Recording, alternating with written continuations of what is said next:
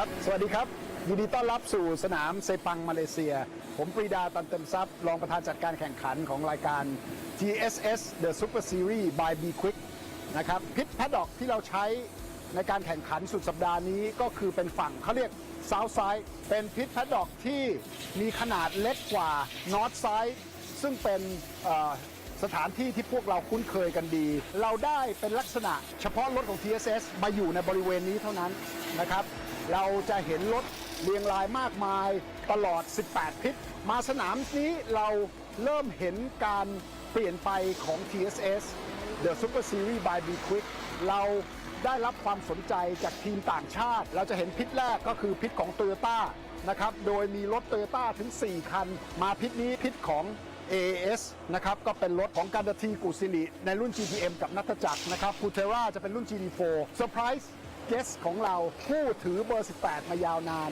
วุฒิกรอินทรภูวศักดิ์ลงทำการแข่งขันคู่กับลูกชายคนโปรดน้องเติ้ล 991.2 GD3R ลงแข่งในรุ่น GD3 พิษต่อไปก็คือพิษของมงคลมอเตอร์สปอร์ตนะครับธนาถเสถียรธีรกุลกับมงคลเสถียรธีรกุลถัดมาก็คือ YK Motorsport คนขับก็คือน้องแคทนะครับคู่กับเดชาธรนะครับถัดมาเราจะเห็นGDC ก็คือรถ Mustang 2 คัน 88 และ 44 แจ็คแลมวาร์ดกับเจเลนนะครับต่อมาเป็นรถคันใหม่ของเครกคอลลิสก็คือ Ford Mustang นั่นเองถัดมาเป็นของ Fire Monkey วีทองคู่กับไซเวชันเบอร์ 25 ก็คืออาคาชแนนดี้คู่กับน้องตีของเราอดิศักดิ์นะครับตั้งภูเจริญเราจะเห็นเฮงเจคิกบิ๊กบอสของ B-Quik นะครับคู่กับอาชานพิเรสด้วยรถ Audi R8 Evo นะครับในรุ่น GD3 เช่นกันวินเซนต์ฟลอรันโดนะครับคู่กับมาคัสวินโกฮอกในรุ่น GD3 ด้วย Audi เช่นกัน R8 GD3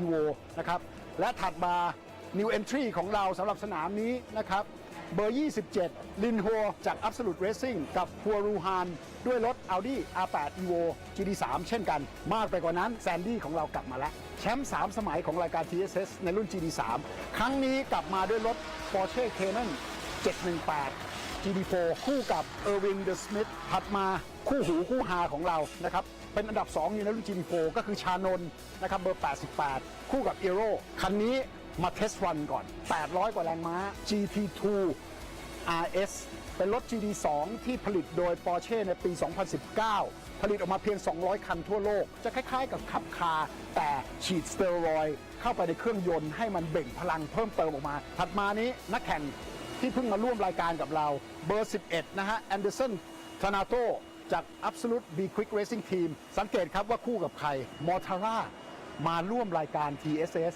ซึ่งเป็นนักแข่ง Formula E ปัจจุบันแชมป์มาเก้า7 สมัยต่อมาก็เป็น Full Function แมคลาเรนนะครับ GD4 กำลังบี้กับ Porsche 718 ของ p o r t e r a สุดสัปดาห์นี้มันแน่นอนสำหรับคู่นี้นะครับจับตาดูเซมก็กลับมาแข่งกับเราต่อในปีนี้หลังจากที่ห่างหายไปในช่วงโควิดถัดมาเบอร์ 33ลีดเดอร์ของรุ่น GTM ในขนาดนี้ทำผลงานได้เฉียบขาดมาก 4 สนามที่ผ่านมาของเผ่าพงษ์จันทร์เฉลี่ยกับจักรพันธ์ดาวีทีมพาวซ่าแฟคทอรี่ต้องจับตามองคันนี้ครับคู่กับที่สำคัญก็ 77 นี่เอง Lamborghini Super Trofeo นะครับขับโดยอาฟิกซึ่งเป็นมือโปรนะครับคู่กับสลาวุธน้องกี้ของเราเนี่ยบอกว่าสนามนี้ชุดใหญ่ต่อมา Entry ของเรา BM จาก AAI Motorsport คันเบอร์ 90 ขับโดยชุนฮัวเชนนะครับกับเจสซี่โคน91 นะครับอาซานของเราอายุอานามก็ไม่น้อยละ61คู่กับ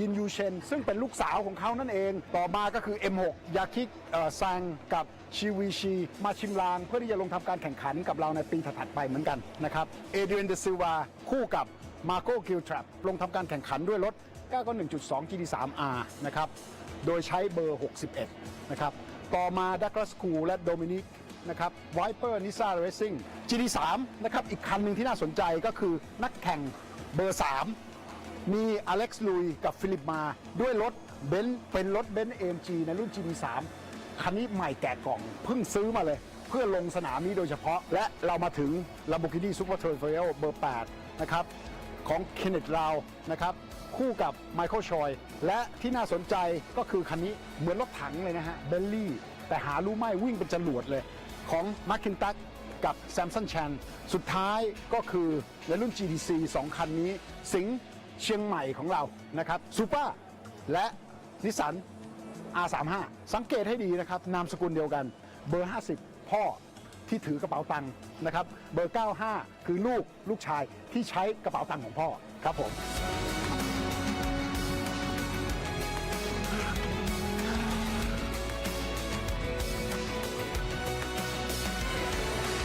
สุดสัปดาห์นี้นะครับสิ่งที่เราจะได้เห็นนะครับก็คือช่วงบ่ายเราจะมีการแข่งขันของทั้งรุ่น GTC และร่วมกันระหว่าง GT3 GTM และ GT4 สนุกแน่นอนแล้วก็หวังว่าผู้ชมจะติดตามทางไลฟ์สตรีมมิ่งครับผมขอบคุณมากครับสวัสดีครับ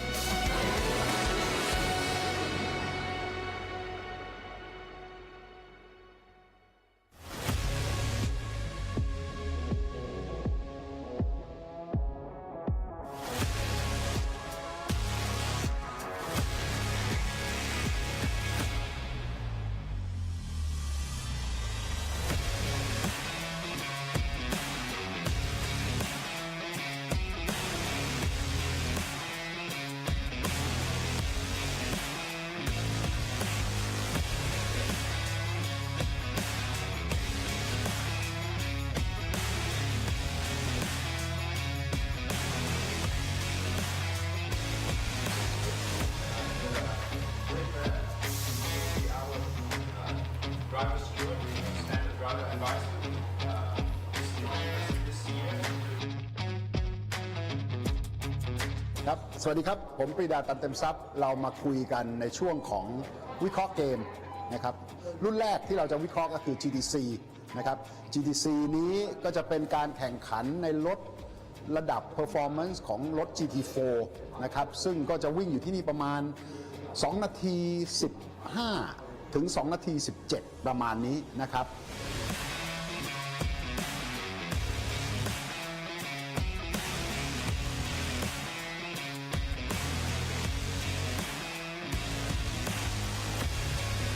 ในช่วงการซ้อม Official Practice 1 ที่จบลงไปแล้วเนี่ยก็คือตัวเต็งเห็นได้ชัดว่าพูเทราด้วยรถ 718 Cayman GT4 ก็ 1 เป็นคนที่คุ้นเคยกับสนามมาเลเซียอย่างดีนะครับเซตเวลาไว้ที่2นาที15กว่าๆนะครับตามมากระชั้นชิดเลยด้วยแมคลาเรนของน้องปั๊กอยู่ที่216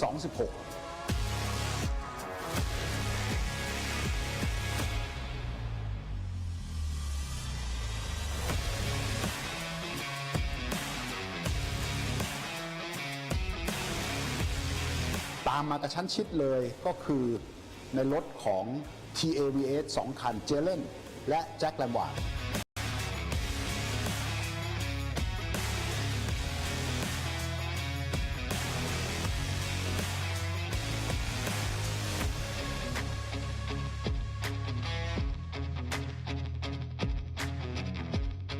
นะครับอันนั้นวิ่งอยู่ 2.17 นะครับส่วนซูปราและ GTR อีก 2 คันยังไม่ฉายแววเท่าไหร่นะครับเหมือนกับจะจริงๆแล้ว GTR เนี่ย R35 เนี่ยเพิ่งลงพื้นเป็นครั้งแรกเช้านี้เลยนะครับก็อาจจะอยู่ในช่วงเวลาของการเซตติ้งนะครับ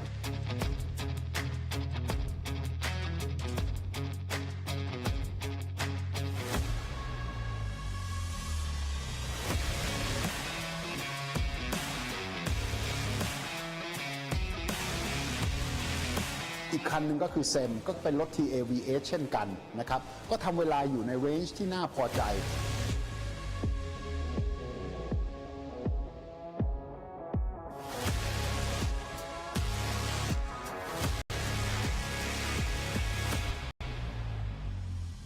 อย่าลืมนะครับว่าในช่วง Official Practice เราไม่รู้ว่ารถแต่ละคันเนี่ยใส่น้ำหนักครบหรือยังหรือใช้ยางเก่าหรือยางใหม่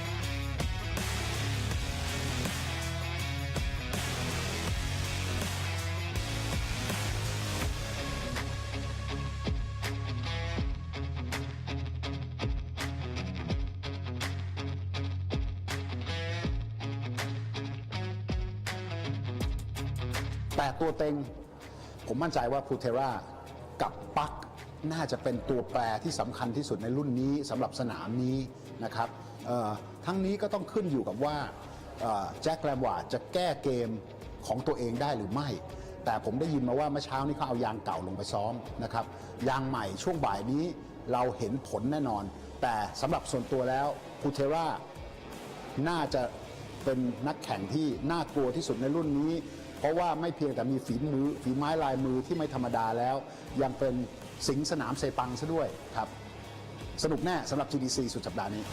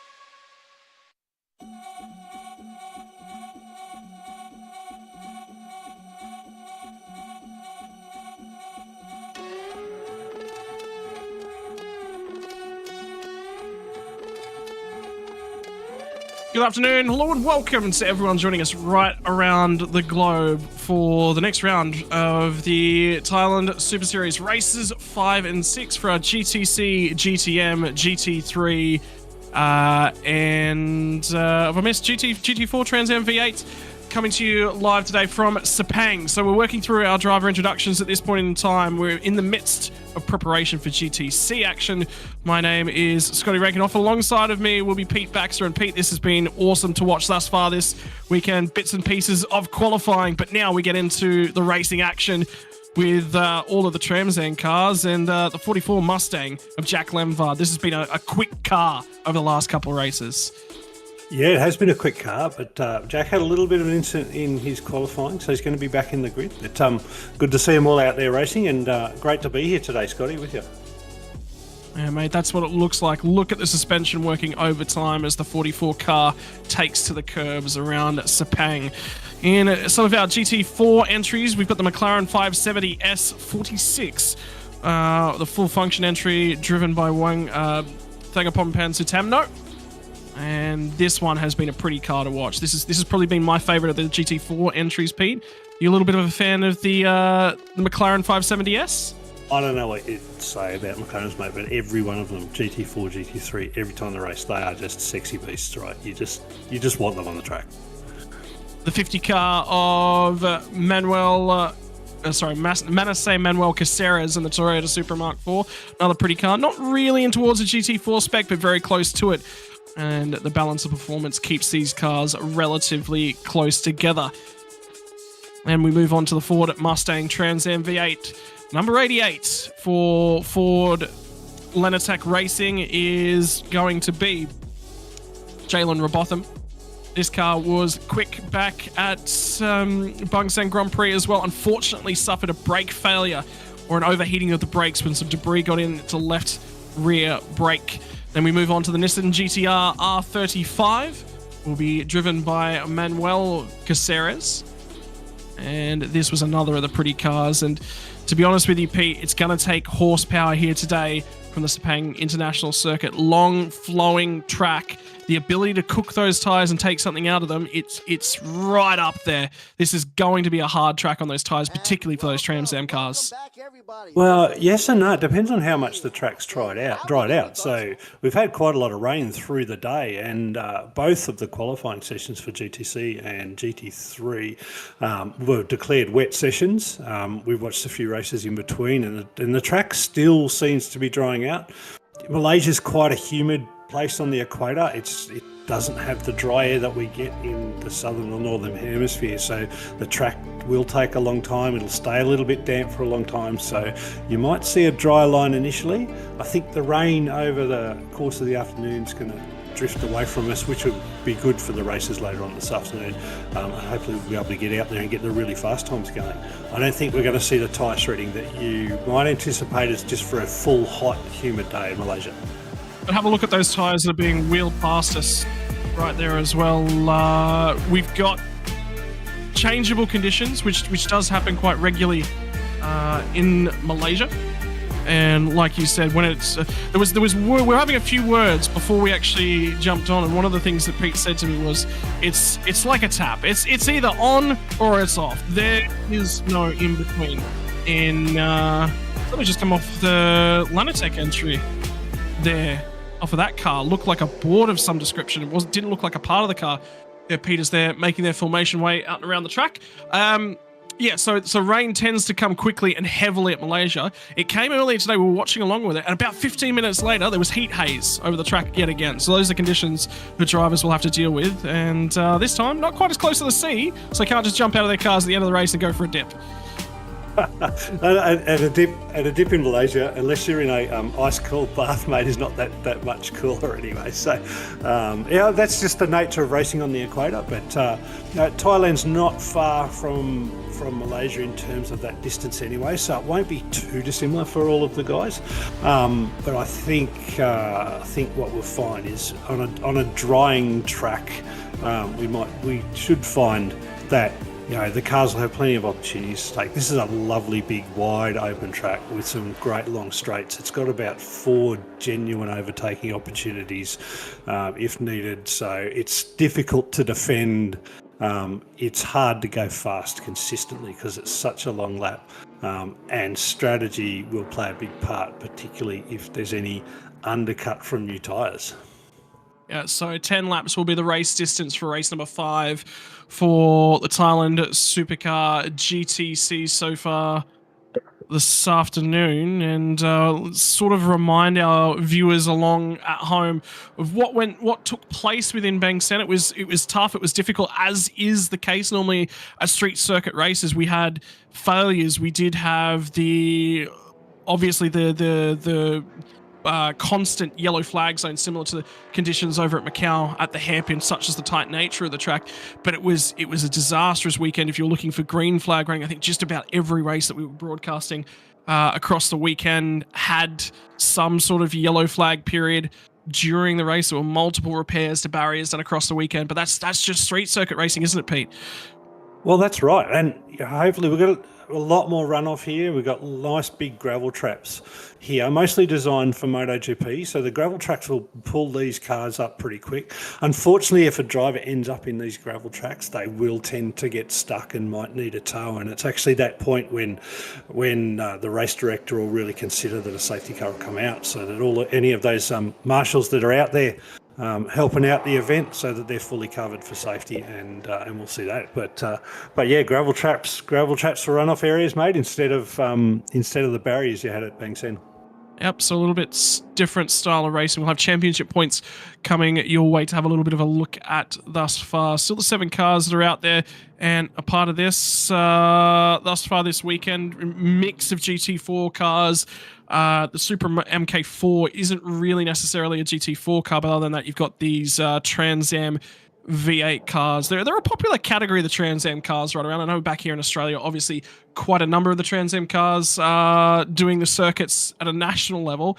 And to me, they're just a fan's car, because the racing, it is really about a little bit of door banging. And here, ladies and gentlemen, is your championship standings. Adam Patera leads the way in his Porsche Cayman GT4 entry. And you can see the level of consistency that he's had there. Win in race 1 and race 3, and I believe that's a 3rd place in race number 4 as well. So he's been on the podium so consistently, and Sutamno Thanaponpan as well has been incredibly quick in terms of the overall points as well. Those 2 drivers are tied up at the front end of town in terms of I believe that's the GTC overall standings as well, Pete. So Yeah, look, and to come into what is the fourth round of a 6-round series, and you got 2 drivers fighting for the championship on even points, this will really make and break.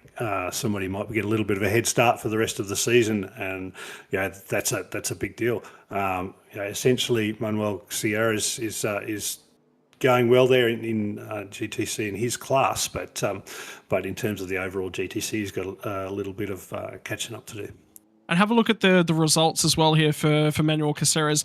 DNF in races 3 and 4. That was the Bang Seng Grand Prix for these drivers. The other categories that are part of the Thailand Super Series have already had their races 3 and 4. So Bang Seng was races 5 and 6.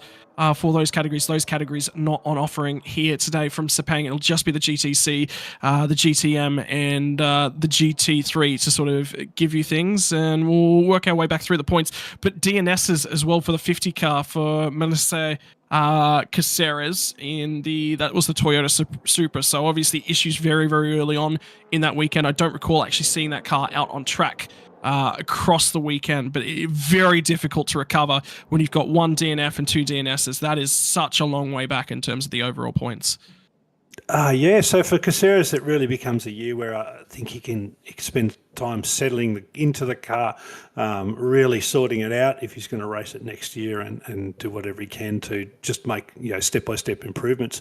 With the championship points the way they are, it's pretty hard to make that sort of leap and catch that many points up from here. Do you go a different way in terms of setup then when you come here to Sepang? I mean, it's obviously a popular track. When I was talking to a few people prior to this weekend, if I was to go to a track anywhere in the world that's not Mount Panorama, Sepang is actually on my bucket list of tracks to go to. As we are actually going to get an eye on that Toyota Supra for Madison making his way around the back end of the formation lap and to the grid. Will be a rolling start as well for all the classes we have here this afternoon for the Thailand Super Series. So just because they're formed up on the grid standing at the moment, that's just to get them rolling, get them sorted, and do the promotional works before we'll go live to our racing category. Will be a rolling start. Do you go, a little bit different in terms of the vein of the setup? Do you do some research? You go, okay, yes, we're off pace. We're not viable for a championship standings. You said it, settle into the car is certainly number one, but then let's build some data in the background so that next year when we come here, we don't have to test 5 to 7 different things. We've already done the testing on that, and that's going to aid our package going forward as well.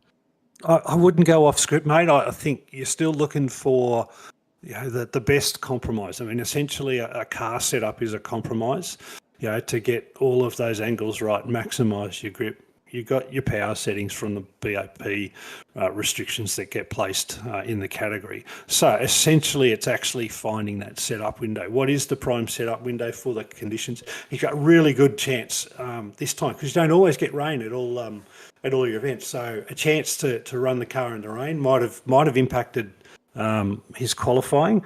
But if I'm the team chief, I'm in there. I'm still trying to get the most out of the car. I'm testing the windows in the practice sessions, and essentially you're still looking for the best outcome that you can get, right, to get from the green flag to the finish line in the shortest possible time that's effective for the race.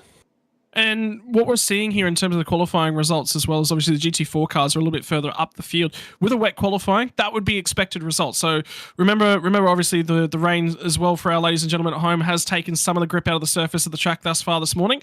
So it will be a greener circuit than potentially at the end of practice yesterday. I was talking to Jalen Robotham overnight after practice, and he said we were two tenths off the pace yesterday, but we also hadn't thrown green tires at it. So they were expecting a dry qualifying here this morning.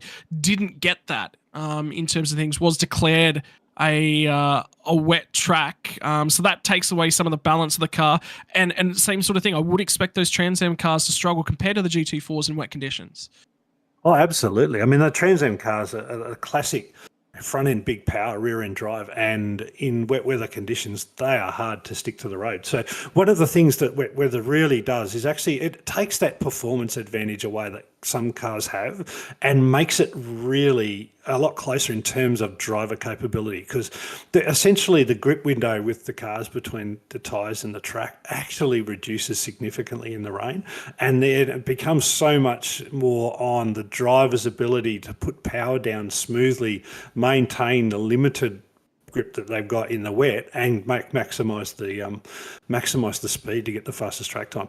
That's not about car setup always. It's certainly not about horsepower. If too much horsepower in the rain, you'll actually go a little bit slower because it makes it so much harder to do that. So, and essentially we've gone from dry practice to wet quali, which and the challenge is, do you set the car up for a wet quali? But if you've got a dry race, then it's it's a 7-car grid on a massive big track. So do you just get out there, you set your qualifying time, you get in there, and you let it sort it out over the 10 laps of the race? I think that's probably the way that I would have gone if I was in there with one of the teams. We're just a few minutes away, ladies and gentlemen, that you would have seen the sign walked across the front end of the grid a few moments ago. That was the 5-minute warning before we'll get rolling on the formation lap. We'll go live very shortly thereafter. In the meantime, it's a great opportunity to say hello to the broadcasts and everyone watching the broadcast along at home. It's awesome to be here and awesome to be bringing you this event. But I think the biggest thing is this event right here has taken on a large international contingent. Australian drivers, New Zealand drivers, Chinese Taipei, Malaysian, Indonesia, Pakistan, right the world over, Netherlands, Germany. We've got drivers from right the world over. Thailand Super Series has become a series about the international environment. And for that, we want to say hello to everyone in the chat watching along at home, maybe watching along on Facebook, maybe watching along on YouTube. Let us know out there in the chat where we're watching from right around the world and participating in the activities of the Thailand Super Series. And Pete, I think that is everyone clearing off of the grid. We are going to get set to go rolling on our formation up in just a few moments. There's a hood up still there though on that McLaren 570S, so they want to get that down nice and quickly. There may be some problems there with the McLaren. Yeah, not just yet. He's got a little bit of time yet. They can slam that hood as long as they get off before that final 15 seconds, and they're good to go. But at the moment, yeah, who knows? Why is that McLaren got the hood up? That's not a good thing. Folks, memories of who was it that was abandoned? Was it a Ferrari that was abandoned on the grid here in the late 2000s that was left up on the jacks, or am I wrong era for that car when they forgot to take the car off of the jacks after they put the tires back on before race start? That's some of the coverage from the pit lane at the moment. For those of you watching along at home, 2 pit lanes in operation here from Sepang. We have multiple different categories here this weekend, and it's a pretty varied program. There is the Asian Carrera Cup Series that's out in operation. That bonnet now down on the McLaren 570S, and they will be rolling in a few moments. And we also have some classic cars running around, as well as the GT3 GTM action coming to you after this one. So quite a few different programs, and I was quite happy to sort of just be chilling out in the background, just keeping an eye on the Asian Porsche Cup. Always love watching some Porsche Cup action as well. Alrighty, and looks like the grid is just about to get to that last 15-second mark before we get rolling. Well, they go 1 minute mark before we get rolling, and as the drivers get rolling on that warm-up lap, we'll get the grid order up for everybody, and then we'll get into the race. So a few viewers joining us from Jakarta. We actually have people in the paddock over at Sepang, United States, and the Netherlands right the way through. So we do have that worldwide contingent. So thank you very much for tuning in. Thank you very much for participating with the commentary and the feed from the Thailand Super Series here this weekend, and have a look at the fans that are packing in above the pit lanes. So get back to the comment about pit lanes. The point was that a bunch of different categories here. That means that pit spaces are at a premium. All of the Thailand Super Series action will be taking their pit lane between turns 14 and 15. So not that pit lane that you're looking at there on the left-hand side as the green flag will wave and they'll move off of the grid. It's the one back over to your right, and the straight before they come to that last corner will be the pit lane that we'll be using here today, Pete. Yeah, and that makes it a little bit different for the race. So, I mean, this is a straight-out sprint race, right? So it doesn't really matter where the pits are. But, well, what it does mean is if somebody does come in the pits, they stay on the same lap, right? So an out lap for them is only like one corner and then straight back up on the timing screen for everybody. That will make it a little bit easier. But essentially, as a sprint race, I'm not expecting a lot of that anyway this time. Commentary, a little bit of a discussion coming in from the background. Do we prefer the pit lane from here or Bang Sen? Bang Sen was an interesting one off of the last corner, refeeding back in at the last corner. Obviously not being a permanent track circuit, that's the differences that you experience. And the run down to turn number 1. So my apologies, that was actually the pit lane that we were looking at before, was the one that we were looking at. That's the last corner. That is turn number 1 that we're looking at now. So I've got my ends of the track mixed up. It looks like, Pete, but this corner right here, the long, late apex turn number 1, it is one of the best corners in motorsport, particularly when you've got, we're about to have 7 GTC cars firing in there, with pole position earned by Adam Patera in the Porsche Cayman GT4 car. Off alongside of him will be the 46th entry of Satamo Thanapongpan in the McLaren 570S. Chemu Dalmas will be the first of the Trans Am V8 cars in the 35 off of row number 2. Off alongside of him, Manuel Rafael Caceres for CNC Motorsport in the Toyota Supra. Behind them was, I believe, one more of the Trans Am cars in the Nissan GTR R35, and Jalen Robotham. Issues in qualifying, will be at the rear of the field in that Trans Am car. Had a ton of speed at Bang Sen and was charging for race wins. It was actually a DQ in qualifying, we're hearing, for Jalen Robotham, which put him to the rear of the field.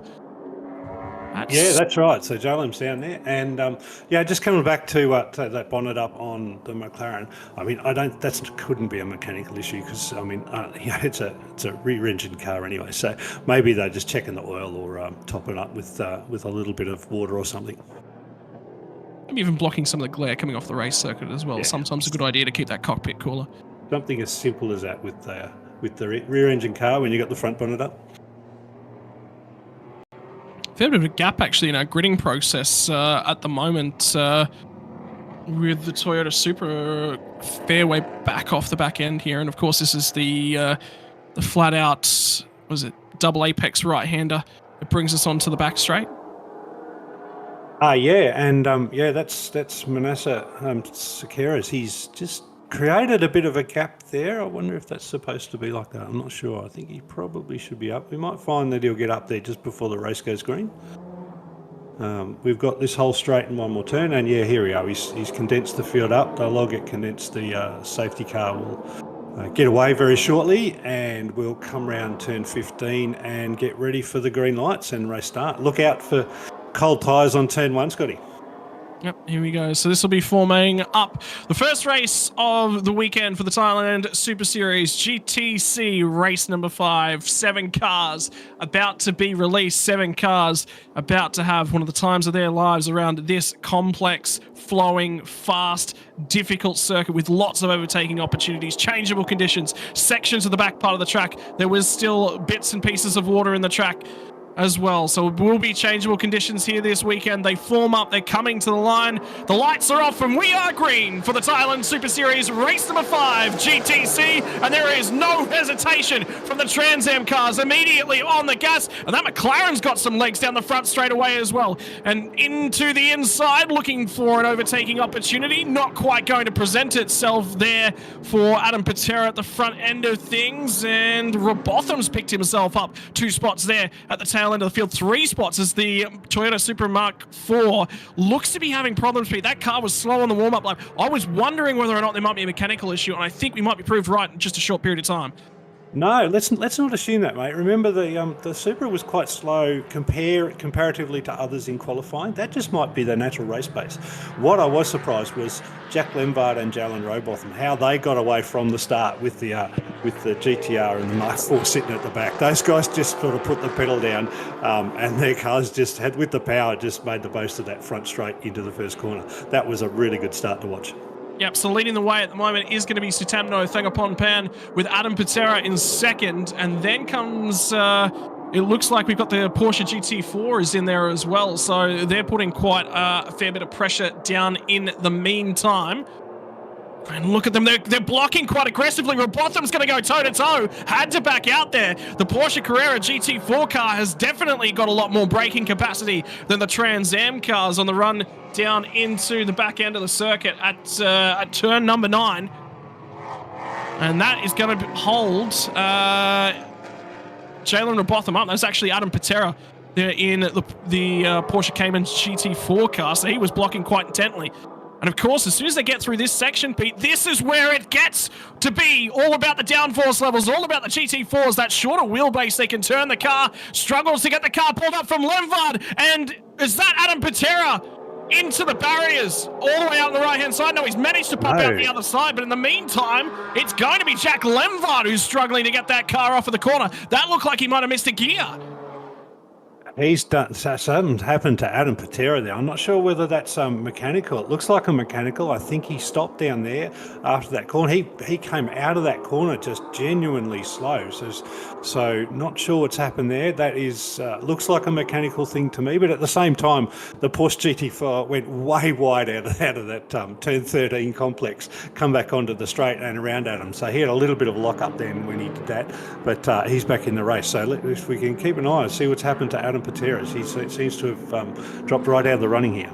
So Patera was in the Porsche Cayman GT4. He's managed to get that car going. It was Jack Lemvard's Trans Am 44 that seemed to not find a gear, found a box of neutrals.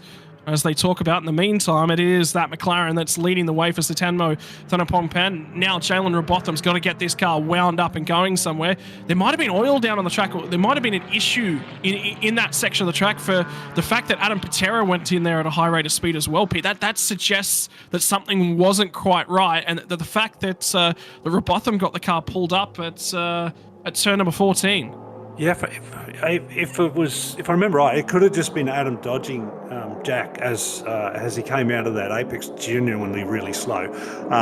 So maybe a track issue, but maybe just a driver reaction just to make sure that he didn't hit Jack as he was sort of, I don't know what's happened to the car. It looks like it stopped. We haven't seen it back. It hasn't crossed the start-finish line, so it hasn't recorded the finish of the first lap. So I'm saying that's a mechanical, and it may be on a dangerous part of the track because it's on the exit there of turn 13. That's a really good turn for people to set up and have overtakes. Race director might be doing that under local yellow for the time being, but we'll wait and see what happens out of that. We're coming up to that section of the track right now, and in the meantime, the pit lane as well is just on the other side of the track, so we should see it on the exit here of turn number 14. If there was an issue, we'd be seeing it right now. In the meantime, Chem Ladelmaz starts to come under a little bit of pressure now from the number 5 entry of Adam Patera as he starts to get back there, trying to break the slipstream though. Sutamno Thangapongpan, and look at Patera really starting to close up on Chem Ladelmaz. So that'll be a battle that we keep half an eye on. Down to the inside for Patera, gets alongside. Now it's going to be about, can he control the exit? He's forced Chem to lift multiple times there. Now here will be a great opportunity to see the straight line differences between a Trans Am car and a Porsche Cayman GT4. They get alongside, did get a drive, did get a little bit of a run, but it looks like job done there for Adam Patera. Yeah, that job wasn't, I don't think it was done right until we got into that turn 1 complex there. So that Ford Mustang certainly had the legs to get up and use a little bit of a draft to get just alongside and a little bit of overlap. So Adam had to think carefully where he placed the car. He placed it on the inside with a little bit of defence, but I think right now what we're seeing is he's got a little bit of extra corner speed, and he's a little bit more powerful under brakes. So Adam might just pull away here and get into the fight for P2. That was a very slowing Jalen Robotham there, so obviously didn't get a great run out of safety car. Safety car has actually been deployed, which will be for... I was starting to think, what's going on there, because Sutamno Thangapongpan was warming the tyres back and forth and all of a sudden seemed to pull away from Robotham. but and Robotham was caught quite quickly, so they have responded to the issue with Jack Lemvard's car with the safety car. So 8 laps to go, including the one that we're currently on, and I think we're going to lose probably 2 laps here, Pete, under safety car. Yeah, it depends where Jack's car is. We haven't seen that on the broadcast yet. So depends where it is and how easy it is to get off the track or just out of harm's way. It's going to be at least 2 laps, right? So it'll be this the first lap and the second lap, and then hopefully we can get the race underway and still get sort of that'd be six more laps to go, probably 5 more laps to go at full race speed.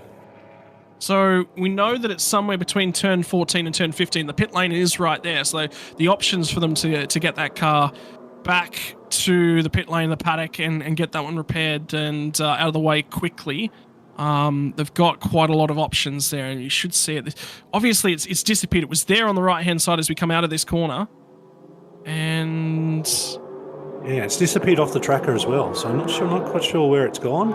Maybe there's something else. Maybe you're right. Maybe there is some oil or something on the track that we don't know about from race control that's been picked up. And essentially, but if that's the case, we'll probably lose an extra lap if they've got to get some of the oil dust down and clean it up. But at the moment, it gives the guys to take a breath. Just settle in. We know it's a sprint race anyway, whether it's 10 laps or whether it's 5 laps. The drivers, the cars have resorted. They're not in the same order that they qualified in. So that to me says we've still got some racing to go. We've still got some overtaking to go. There is some fun to be had in this race yet. well, that's 3 races in a row for the GTC category. We'll take the safety car that I can confirm. So both races at the Bang Seng Grand Prix, and that is the Honda safety car for this weekend. And they'll settle themselves down. They've got themselves together nice and quickly, so it might just be this lap, and we might have 6 left to go. For those of you watching along at home, already seen a couple of questions about the category and seeing Trans Am V8s up against GT4 cars. I mean, that's just the thing, Pete. When you've got drivers that are out there with high-performance machines that want to go racing, sometimes as a series, you've got to do bits and pieces to allow them to get out here. And the benefit is that we get to see cars of various different spec, various different strengths and weaknesses all competing in the one category, particularly GT4 versus Trans Am. Such a difference between these cars. Yeah, it is such a difference, but I mean, you don't want to race with only 3 cars or 4 cars on track. So, to bring a couple of different categories together that are reasonably close and complementary in terms of performance and the way they drive, it allows the drivers to have that driving challenge, to have other cars to race against, rather than. But it also, gives us more entertainment. It gives us a few more cars on the track. So it's been called. Safety car is in this lap, so. We should be looking forward to a relatively quick race restart. We still don't know why it was pulled out, but looking forward to getting going, and it'll be 6 laps to go at the start of this one.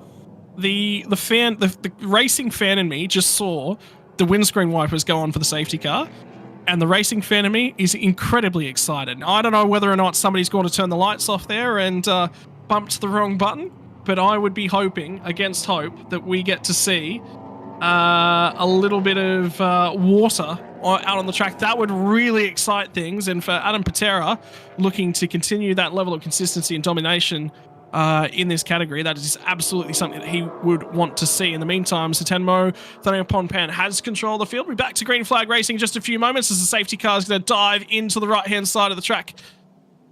Immediately here, no, it'll be all the way down on the front straight. It'll be the main pit lane, yep. So safety car will hand over to the leader very shortly, and the leader will take control of the field. Safety car will pull away, come around 15, and pull into the main pits. And we'll be moments away. By the way, ladies and gents, this race is time limited to a 30-minute maximum time. But for 10 laps, we should have more than enough time. And immediately, Satamno Thangapongpan does not wait to get back onto the loud pedal, and he will lead us back to green flag racing. Weaving left and right, breaks a little bit of that draft, a little bit extra tire temperature when they get down here to turn number 1. How close is Adam Patera going to be with the Porsche Cayman? Will he have the ability to outbrake the larger horsepowered, longer wheelbase Trans Am car of Jalen Robotham? He's right there and tucked underneath the rear wing, looking for drive off of turn number 2, as they will turn and run down the hill through turn number 3, flat out just about the whole way around here. Fractional lift to keep the car underneath you. The GT4 cars will be more than flat out. Now the Trans Am car shows a little bit of the legs that he's got underneath him. A 2:17.420 thus far is going to be the fastest lap of the race. That was a magnificent restart by Satanamo. That was awesome. That McLaren, he just got that right on the exit, right the earliest point he could put the foot down, and that thing had just had some mumbo and pulled away. That was a beautiful restart. So well done. I think Adam's got some work to do there to pull the Porsche back in front of the Ford Mustang of Jalen. But and he's going to have to make the most of it. The Mustang is really, really settled well in the corners, and here goes. I would have expected that the Porsche would have been better in the corners than the Mustang on the straight. But so Jalen's got that Mustang set up really, really well. He's got power in the corners, speed in the corners, and power on the straights. And we've lost the Nissan as well. The Nissan GTR R35 of Manuel Caceres was also languishing down towards the back end of the field. Now down the inside, Jalen Robotham trying to get the power back on. This is one of the slower sections of the track, trying to square that car off and get back to the gas. This is where Lemvard tried to go down and underneath and look for the gap, and that's where, unfortunately, we think it might have been the gearbox failed for Lemvard. But in the meantime, the top 3 throw a blanket over underneath them, because right now you've got 3 different cars, 3 different manufacturers, 3 different styles of car, and there's nothing to separate them, Pete. This is GT racing. This is what we come to watch cars for. And here we go. Adam's having a look up the inside. I don't think he's close enough there to get up the inside. He's going to have to look for a really good exit and try and get a little bit of draft and come around on the main straight. But again, the difference in that Mustang, look at that pull away. Even with the Porsche sitting in the draft, the Mustang's just got the legs on it at the moment. So Adam's going to have a real think about how he uses his driver skills here to maximise the corner speed of the Porsche, the advantage that he seems to have under brakes. And the critical thing as well is it's not just cars that are different here. So Robotham's Australian, Satanmo Thangapongpan is Thai, and Adam Patera is Malaysian. So we've got, again, 3 different nationalities of drivers, and Patera's right there again and showcasing the low-speed grip of that Porsche Cayman. And now look at the margin that this has allowed Satanmo to really pull away. And Robotham's got his work cut out for him. Here comes Patera to the inside at turn number 5. Job done. Now he's going to have to hold off that Trans Am V8 of Jalen Robotham, but that was a sensational move. He pulled the trigger at the last possible moment on that one, Pete. He did. He used it, and he's cool. He seems to have just a little bit of advantage under brakes, but I wouldn't say it's job done yet. I think Jalen's still got. He's going to have a lot of fight in him, and Jalen's going to have a crack over the rest of his lap, try and line himself up for an overtake when he gets the horsepower advantage of that Mustang really going. All of the track exit space used there by the GT4 car, and now Robotham back to the outside. It looks to be the medium speed corners that Robotham's actually got quite a lot of grip, because yes, he's got the horsepower coming off of turn 4 through turn 5, turn 6. The car looks balanced those medium speeds. It's the slow corners where he's really struggling to get the car pulled up and turned. Yeah, it's looking awesome. You got to love the racing. But what it's done, it's given Satamna an awesome advantage pulling away at the front there. He's got now like nearly a 1 second gap over Jalen and Patera whilst Patera fight. And as we all know, watching racing, when drivers get into a fight like that, it costs them time. And somebody like in a position like Satamna will get to pull away. Have a look at Patera using all the curbs a little bit more. That Porsche looked a little unsettled coming off of turn 14 that time, using all the road. And again, look at him. He's just covering it off. He just says, you don't want to come down the inside here. This is where the Porsche will be quite quick. And look at the entry line now from Robotham, as he will try and square the corner off and get back to the gas. But that definition, that difference in speed coming off of the corner, by the time they get down here halfway along the straights, it's taken back over again, but it takes so long for the Trans Am V8 to take it along. And notes just come through from race control, Pete. The warning to Adam Patera for exceeding track limits. Oh, that'll be for running off the curbs. He's done that now a couple of times. Obviously, he did that when Jack Lemvard had his car issue, and we don't know whether that was a response or not. And he did that again on that lap when he was fighting. And when you do it when you're fighting, that's the sort of thing that the race director is going to have a much closer look at rather than avoiding an accident. But yeah, no, Adam's going to have to keep an eye on how far he uses the track or how much track he uses, but it looks like he's just got a little bit of an advantage now over Jalen, and just maintaining a little bit of a gap there that might give him, it's not a lot of comfort, but just enough to be able to race on the race line and maximise his lap speed. That's it. It's what a great quote. Talks about racing drivers in the recent past, and it was the rule breakers. Every single one of them wants to break the rules. They just pick and choose the rules that are going to get them penalised. And now look at how close Robotham is. But then Patera puts the brakes on a good 10 metres or so later and just shoots off under braking. So it's going to be very difficult for Robotham to get that spot back now. Yeah, it will be. I think the advantage that Adam's got under braking is going to make it almost too difficult, unless he makes a mistake in a corner and Jalen actually gets a really good run on him. I think he might be able to secure this through to the end, but certainly it's not over. Yeah, you're insinuating, Scotty, that race drivers actually read the rules. They do, because they have to know what are the ones that you can sort of step on, step a toe over, and then step back in line. We've all done that. I don't know a child alive that hasn't tried to dip a toe over a line they were not supposed to. Well, certainly these guys are dipping wheels over the lines they're not supposed to, and that's why people get a warning for track limits. But no, all good tongue in cheek. We know that every good race driver will understand the rules to their own extent, make the maximum advantage that they can within and around what's not written in the rules.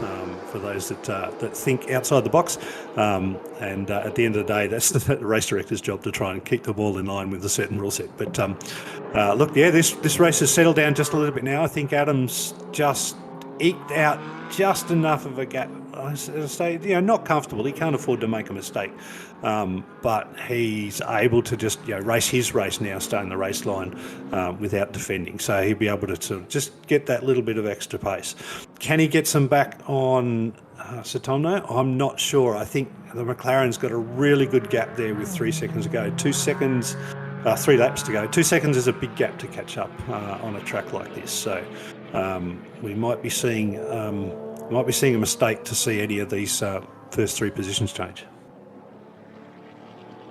So we'll keep our eyes on the margins. Probably the closest one in terms of what we're looking at the moment is that margin still between Patera and Robotham.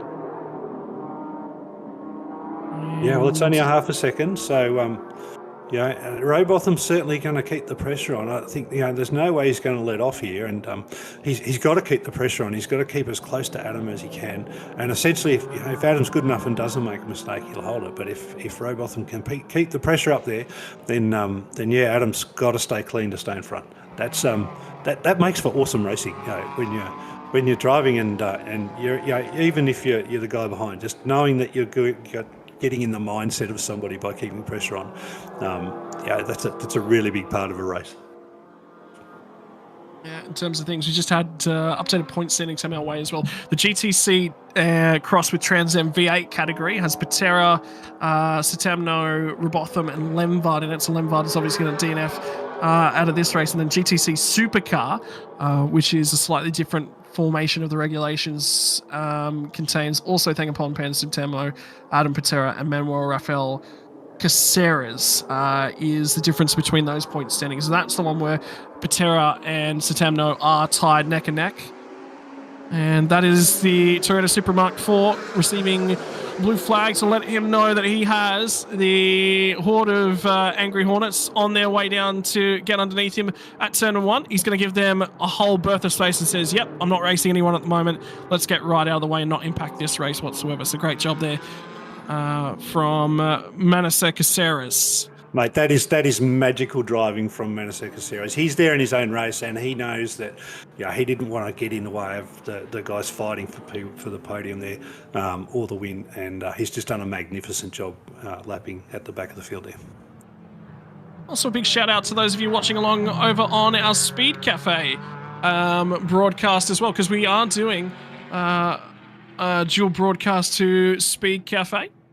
So a big shout out to everyone watching along at speedcafe.com and on Speed Cafe TV as well so far this weekend. But with less than 2 laps left to run here in this one, Sutenmo Thangapompan was leading by 2 seconds prior to the start of that lap. Now it's down to 1.9 seconds. So the response is coming from Patera, but it might just be too little too late. If he cleared Robotham a little bit quicker, he might have been in with a chance, but that's something else we'll have to keep an eye on for race number 6 tomorrow from the GTC cars as well, was that the Trans Am cars were very, very quick off that start. An initial launch there, Pete. That's where they were strong.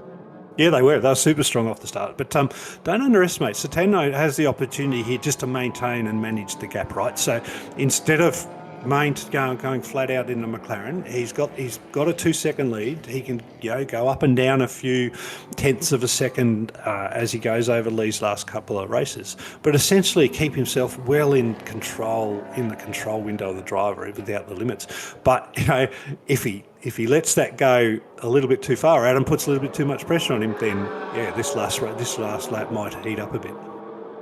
Well, that margin holding steady currently. We'll get our final time check as they come across the start-finish line to start the final lap of race number 5 for the GTC.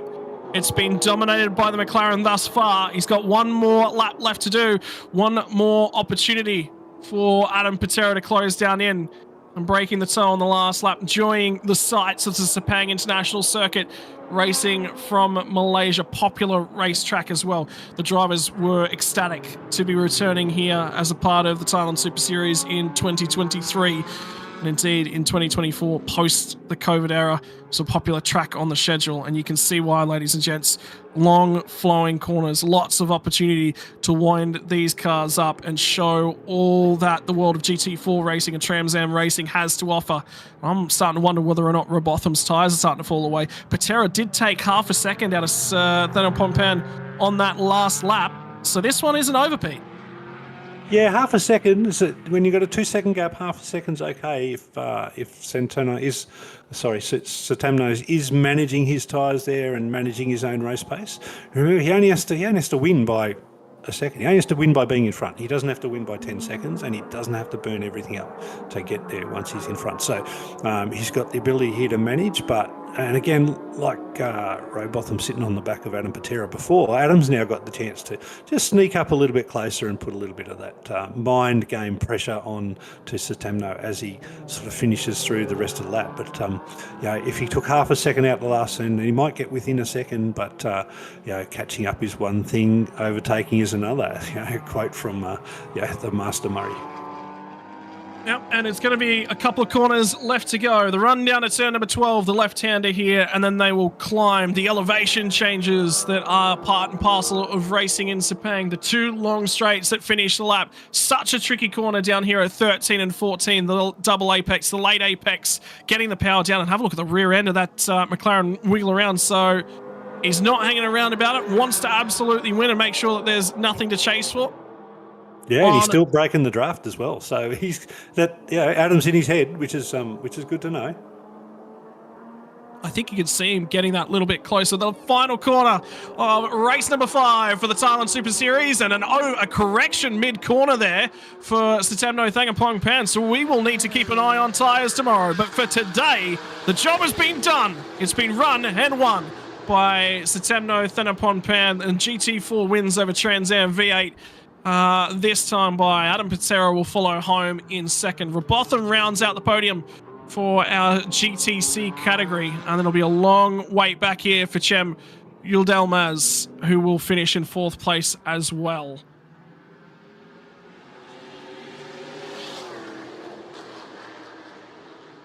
Crosses the finish line to finish off race number 5, and Manuel Caceres is the last car.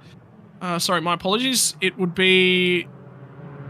We just saw, Cem cross the start-finish line. It is Manasa Caceres in the Toyota Supra Mark IV will be the last car to cross the start-finish line.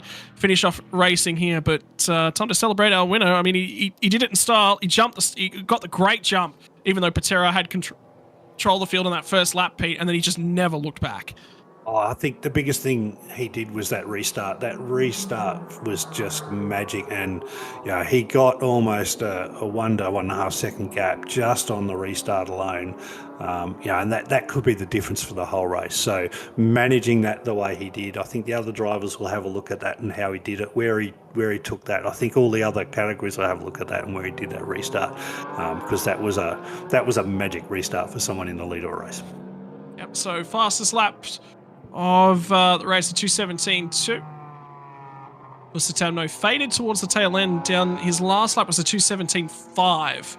So it was that last lap and that second last lap where the tyres may have started to go, or protecting the margin, not taking any undue risk. But Patera, I tell you what, Patera in that Porsche, he was on those curbs aggressively, and he was not lifting.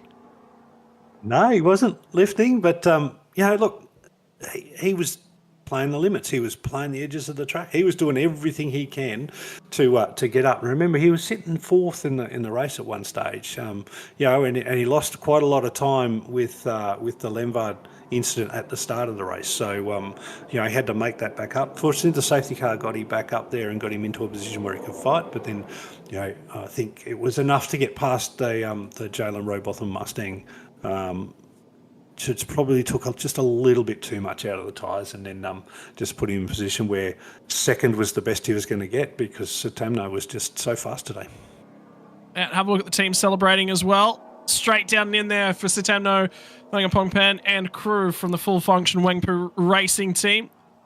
Ecstatic with that one. They know that makes the difference. That breaks the deadlock between them and Adam Patera in the championship. So they're going to be absolutely wrapped with that. And for the Thai driver to take that home, that's a big thing.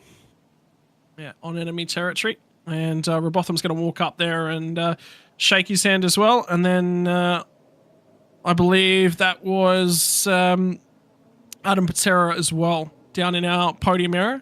And you can tell that they're all down there. They're just enjoying it. Obviously taking some recordings for social media. You got to do that. You've absolutely got to do that when you win a race. You've got to celebrate. I was talking to somebody actually earlier today about sim racing. You celebrate every win. Doesn't matter what you've won, how you've won it. You celebrate every win. Oh, I wouldn't know, mate. I don't get them. But I celebrate every podium like it's a win. That's how I do it. No, the spirit's the same. You get out there, you put all of this effort into a race weekend in terms of you're getting there, the logistics to get there, to get all the team there, to get the car out, to get it set up, to get all the tyres right, to get your engine humming right, to have the fuel right, to have the specs all right, and you pull it all together, and you walk away with a P1, maximise the trophy. That's just a magnificent feeling. But it's not just the driver; it's the driver and the team. They've all done it together. Final results coming your way, ladies and gentlemen, in 24 minutes and 26 seconds for 10 racing laps, including a safety car period for Thangapongpan Sutamno and full function Wangpu. They will win the race number 1 over Adam Patera.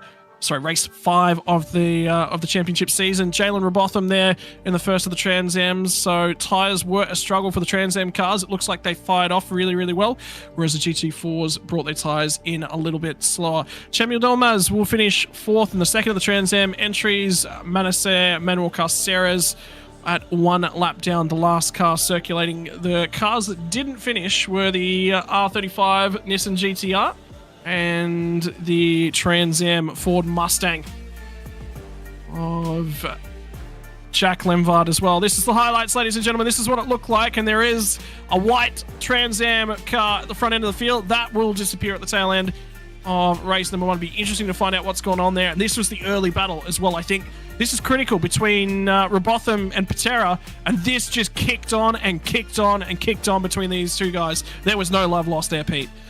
No, and you see Patera ran him right out wide on the track there to make the most of that overtake. So, he's a cheeky driver. Yeah, look at the correction, though. Robotham wanted to turn down on him and cut him off when he went for the move there from Patera. Turn number 4. Couldn't quite get the door shut. And from there, it was going to be control in the form of Satanmo Thangapongpan, but it was Adam Patera who was closing at a rate of knots. Give him another 2 laps, we might have had a different winner, and we might have had a race on for the victory, but it was only a 10-lap race, and Satamno did all he needed to do to win 10 laps here today. that sexy McLaren is on the front step of the podium, mate. How good is that? It is. Love seeing the McLaren. It's just such a beautiful car, Pete. Oh, yeah. I mean, you look at them, and I remember I was just in my local shopping centre and somebody had a 570 McLaren sitting there as one of those raffle tickets. And it was like, I come straight back, bought it on iRacing and drove it that day, right? It's just magic. The things just, you get up close and personal to them, you just fall in love with them. They're just awesome cars. I thought I just fell in love with racing cars, particularly other people's racing cars. I fall more in love with them when they hand me the keys, so... As we wait for the podium, a point to note there, it was actually Jalen Robotham that got the fastest lap of that race, mate. Was it? 2:16.391.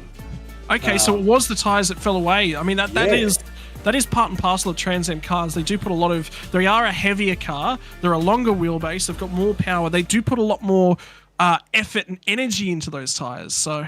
Yeah, that's right. And that's nearly a second faster than both of the GTC cars. So, so there's that Mustang of Jalen, that's really well set up, even though he's sort of sitting there on third. He's going to challenge again tomorrow. I've no doubt about it. Well, if you actually have a look at his last lap of the race as well, so you did what, a 2:16? His last lap of the race was a 2:18.212. So the tyre fall off over the distance of 10 laps, including a safety car period where they're allowed to cool off a little bit, was quite dramatic from the Trans Am cars. So that's why he was so aggressive on the opening lap. Yeah. Seeing those Mustangs on the open lap, that's a fantastic thing to watch. Awesome. Righto, ladies and gentlemen, we'll be back in the near future with more from the Sepang International Circuit. On behalf of Thailand Super Series, don't go anywhere. We'll be back with more.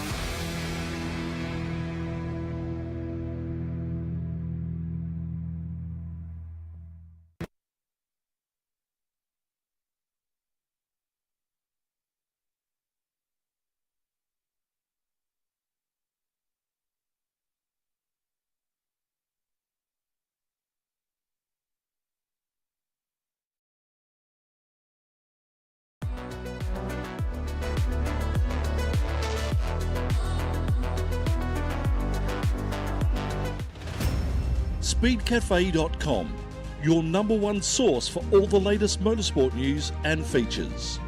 Breaking news, live event updates, unprecedented global motorsport coverage, performance motoring news and reviews. All in the palm of your hand, anywhere, anytime. Speedcafe.com, first, fast and free.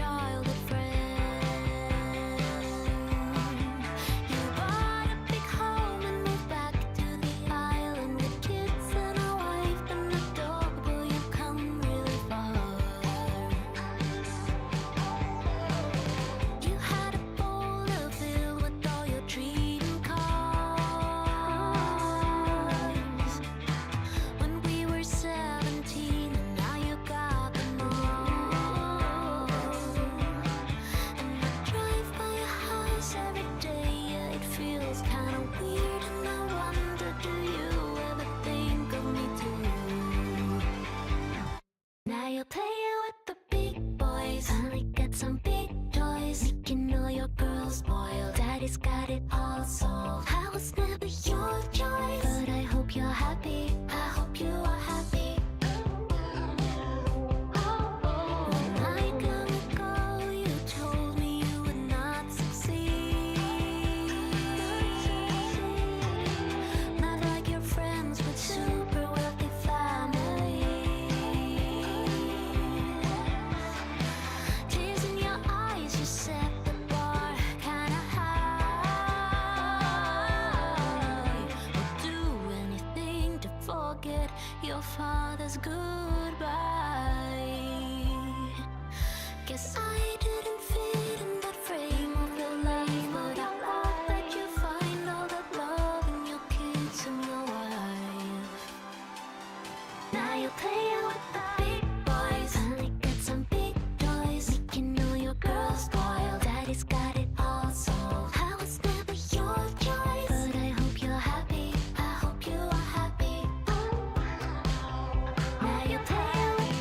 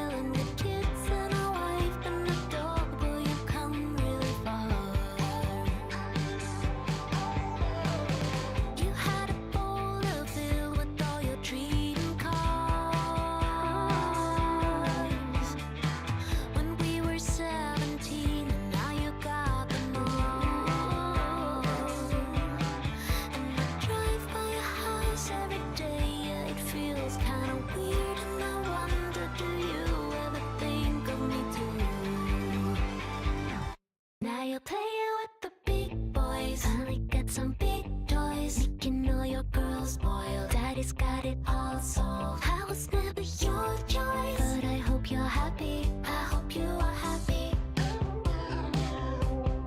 When I come and go, you told me you would not succeed.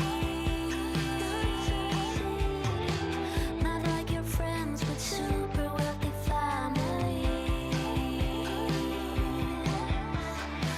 Tears in your eyes, you set the bar kinda high.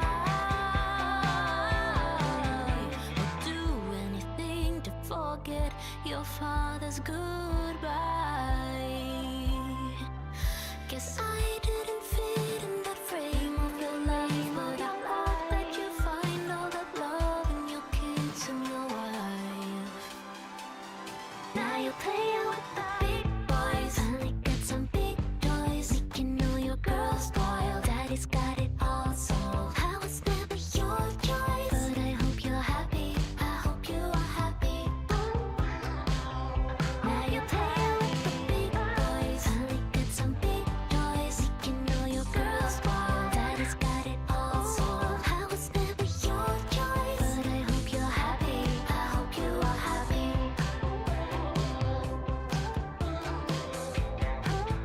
This is not my first song about you. Crazy how I'm still thinking about you. This is not my first song about you, about you, about you. I feel like I'm still the same. How about you? And what if we ever meet in our kids' school? And you say you've been thinking of me too. Now you're playing with the big boys, finally got some big toys, making all your girls spoiled. Daddy's got it all solved. How it's never your choice, but I hope you're happy. I hope you are happy. Now you're playing with the big boys, finally got some big toys, making all your girls spoiled. Daddy's got it all solved. How it's never your choice, but I hope you're happy. I hope you are happy.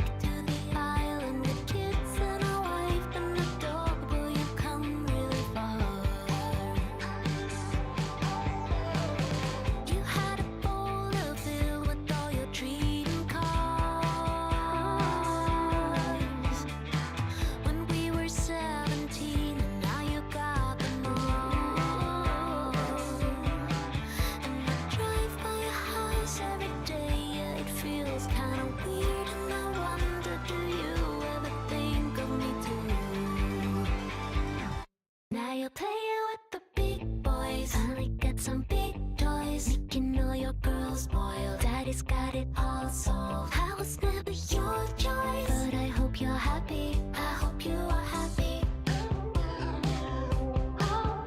When I long ago, you told me you would not succeed.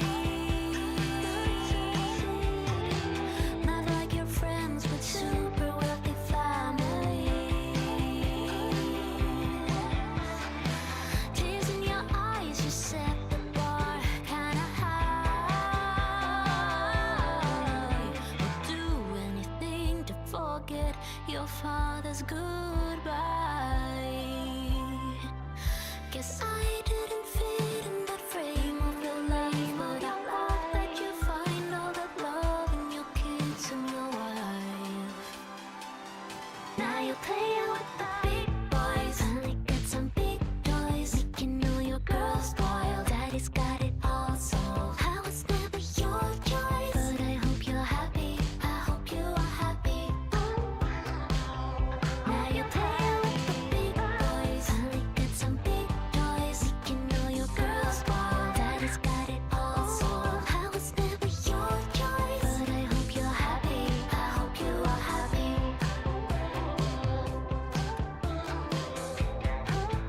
This is not my first song about you. Crazy how I'm still thinking about you. This is not my first song about you, about you, about you. I feel like I'm still the same. How about you? And what if we ever meet in our kids' school? And you say you've been thinking of me too. Now you're playing with the big boys, only got some big toys, making all your girls spoiled. Daddy's got it all solved. I was never your choice, but I hope you're happy. I hope you are happy. Now you're playing with the big boys, only got some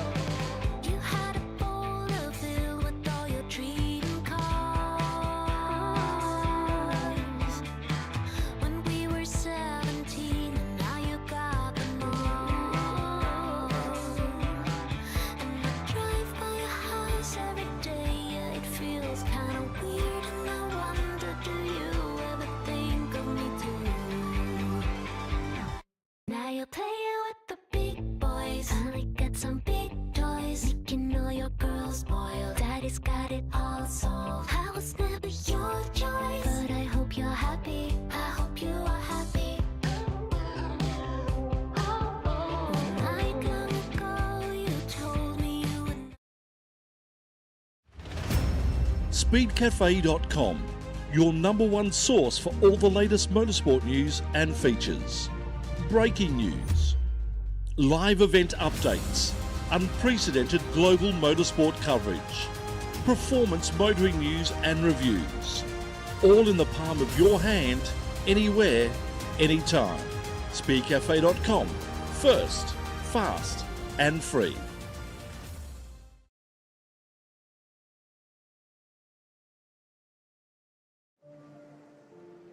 Then, ladies and gentlemen, we've got one race out of the way today for the Thailand Super Series. Now it's time for the other. And one of the differences that we're going to be seeing across this weekend is that we're going to have the GTC category out on the track on its own for their set race distance races, but the other categories within the Thailand Super Series have a 60-minute race. We're going to see the combination of all those in just a few moments, including the Thailand Supercar GT3 Series. My name is Scott Rankin. Off alongside of me and my offsider for this event, I had to badger him into commentating with me. It's Peter Baxter. Pete, you were looking for a nice weekend off, and I said, let's commentate some GT3 action, buddy.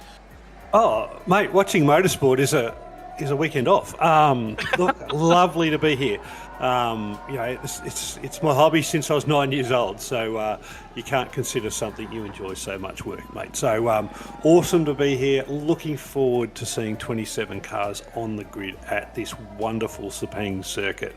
The precursor to the modern day Formula One circuit. It's just something awesome to be a part of. Yeah, and let's talk a little bit about the category, and then we'll probably do a little bit of an intro on the track as well. I do believe we actually have a track map, track ride-along that we can cross to in a little bit. But most importantly, let's talk about the cars to start off with. We have the Supercar GTM class, which is a mix of a Lamborghini Super Trofeo, a Lexus RCF GTM, a Porsche 991 GT3 Evo car, and the Ford Mark Mustang. As well as some 992 GT3 Cup cars, another Lexus, and a Lamborghini Super Huracan. Then we have the GT3 cars as well, and we have our GT4 cars. So this is quite a dynamic mix, and we're actually effectively going to be seeing multi-class racing out there on the track circulating all together.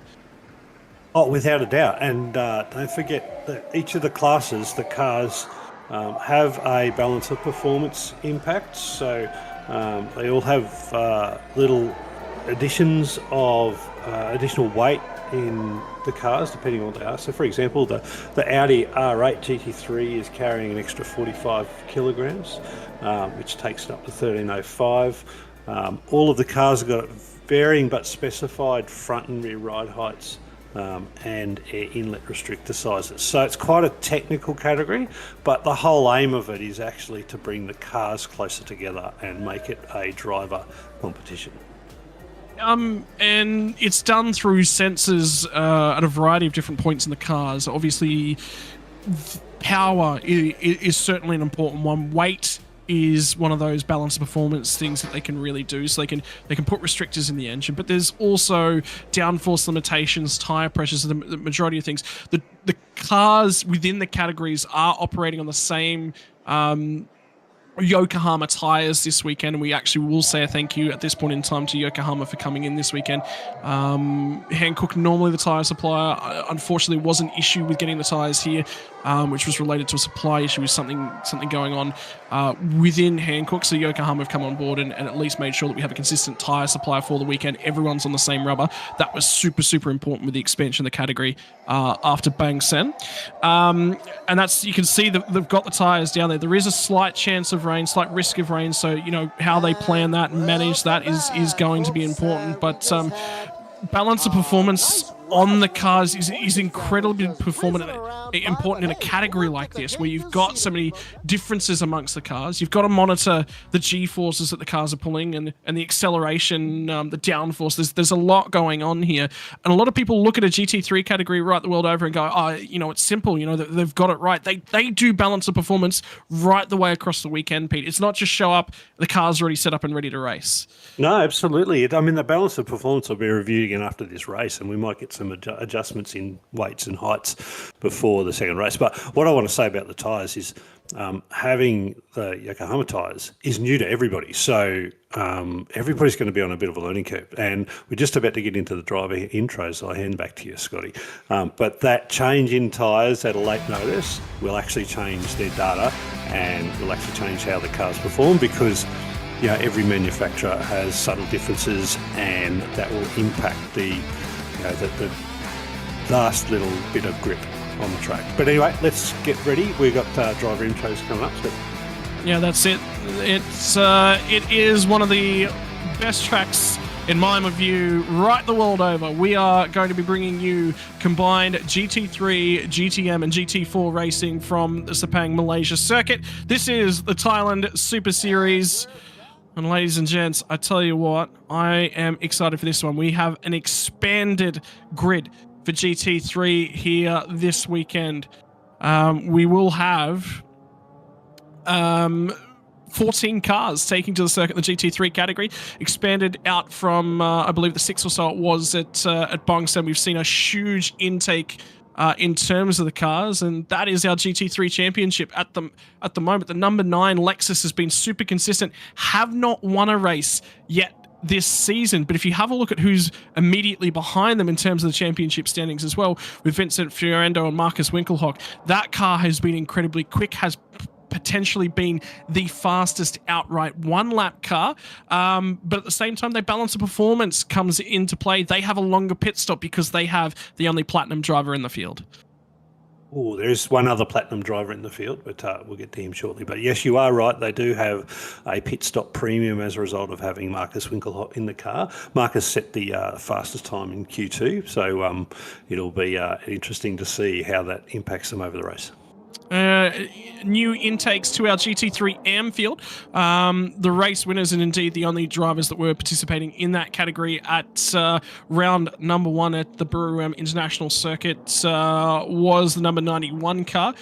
Now this time out, they will have a lot more cars off alongside of them. The GT3 AM class is expanded out from that one car. At round number 1, the 99 car was not able to make its attendance at round number 1. Indeed, I believe that's actually a 888 car managed out of Australia by 888 Racing as well. There's now 5 cars within that category, and this is the GTM category. This is a mixture of a whole bunch of different cars, but again, it's been the consistency of this number 33.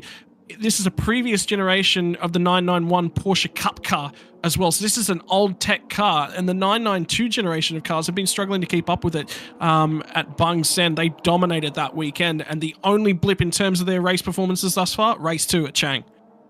Yeah, that's an incredible result, isn't it? Three wins out of 4 races. Those guys are flying. So it'll be good to see how they go. But they're going to be mixed up with faster and slower cars today. So on a really wide track. So we'll see how that impacts their race. And you might have noticed as we looked at that graphic as well, the 24 car in the AM class for these guys is a single driver entry. It's a Lexus RCF GTM driven by Chiran Sukawantara Nadavude. And that is a single driver entry, no co-driver for that car, which means they have to take on additional balance of performance. They've won the other race from this category. So between those 2 cars, they have won every single race. That's going to be tough and difficult in what is going to be a very, very humid track here this weekend. And then we have the Porsche Super Sprint Trophy as well for time. This is all the Porsche cars that are available into us, and I believe this actually is all the Porsche Cup cars that are part of our GTM field as well. Yeah, and you can see the number 33 is killing that one. So that's just the Porsche only cup, and the guys are just rocking that. We're good to see a little bit of competition, I think, today. We might see some. And then also don't forget the GT4 cars. These are the slowest of our cars up and down the field in terms of overall car performance. Whether or not the driver performance, well, we'll have to keep an eye on that. The one blip in their season came last time out at Bang Sen. It was the last race of the weekend, and that one was taken out by the 88 car. It's been very quick, very consistent performances, but there was an incident in that race for the number 99 GT4 car. I believe it was actually with the Mark car that weekend. So they are looking to continue their dominance of the championship this weekend from Sepang. And this is the GT4 Porsche Sprint category. There is only the one entry in terms of this class, and it has been dominated by the 88 Porsche thus far. This weekend, they will be joined by the 32 car, which is a new entry to the series, also for B-Quik Absolute Racing, so it'll be in-team battle within that one, driven by Smit Irwin and Sandy Stuvik will be the two drivers out of that one. Sandy Stuvik, an internationally silver-rated driver as well. Bronze rating for Irwin de Smit. And they're starting to form up here, Pete. The Aston Martin car will be an interesting one to talk about. This is their home track, their home circuit. They did struggle at Bang Sen, struggled with getting the consistency down. They were just not at home that weekend, whether or not there might have been some further difficulties from a mechanical side of things, but they were a long, long way off the pace. When you return to a track like this, all of a sudden you get the opportunity to shake the car down and go, yes, was it us? Was it the car? Was there something wrong? Were we just not on the pace this weekend? Yeah, well, it's always nice to come home, right? So your home track, normally you've got more testing data than anywhere else. You've got an ability here to sort of pull out and just look into that data and get that history out.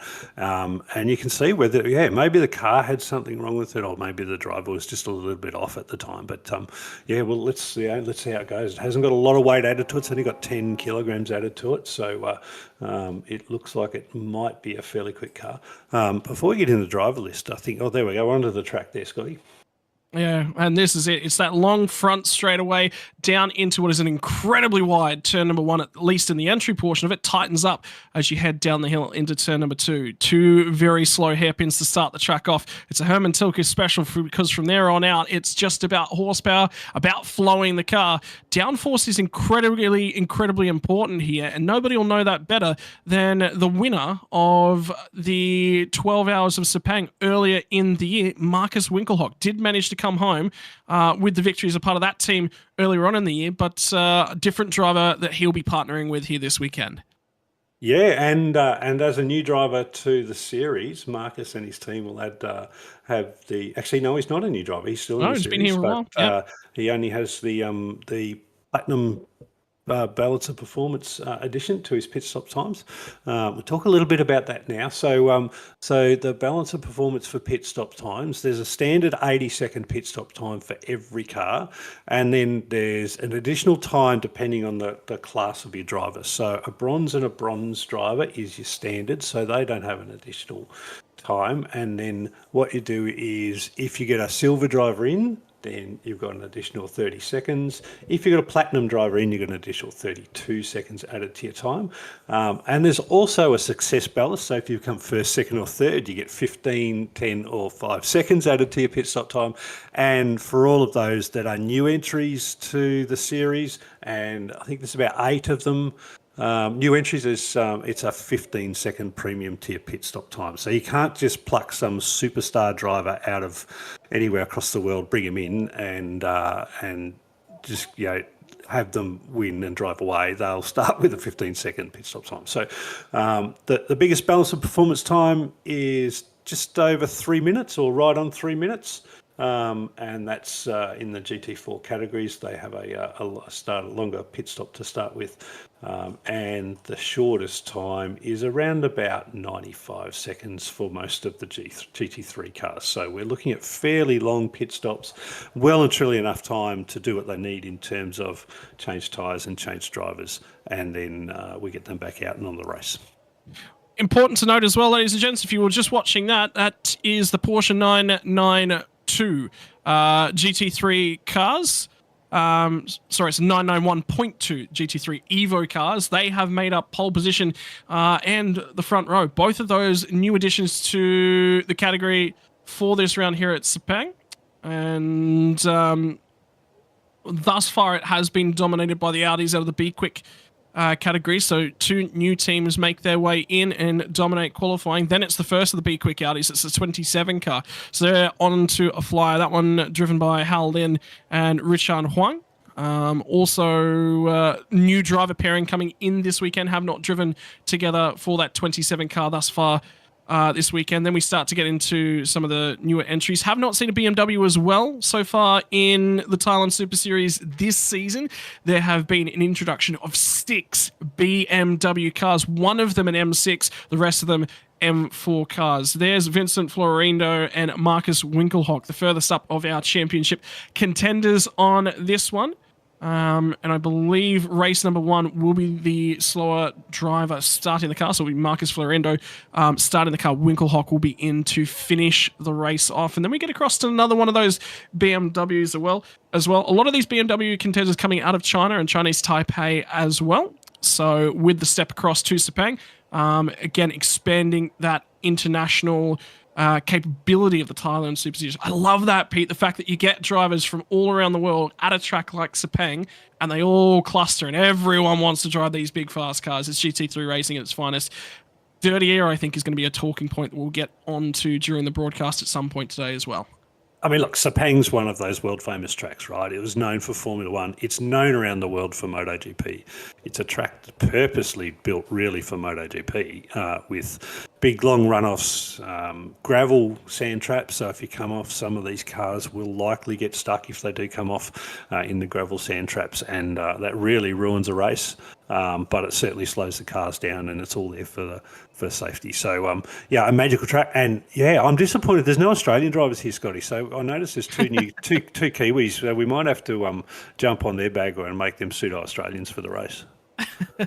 I do know that there is some talking in the background. There's a couple of Aston Martin GT4s that might be joining this category in the near future. That has not been finalised as of yet, but they are working on it. So keep your eyes peeled for the final race. The final round of the season will be held in December back at Chang International Circuit in Thailand itself. In the meantime, there's actually a non-competition round. Guess where these guys? They're going from one Formula One circuit to another one. They're going to be joining the Singapore Grand Prix as one of the support races. It will be a non-points paying round, so it'll just be for line honours over in Singapore. So fast-flowing track over to another street course, Pete. These guys are going to love that. And I'll tell you what, the Singapore Grand Prix track is one hell of a fast street track. It's a monster. You can't make a mistake there because the walls are close, but the straights are long and the corners are tight. So a really good track to sort of challenge them from this one to that one.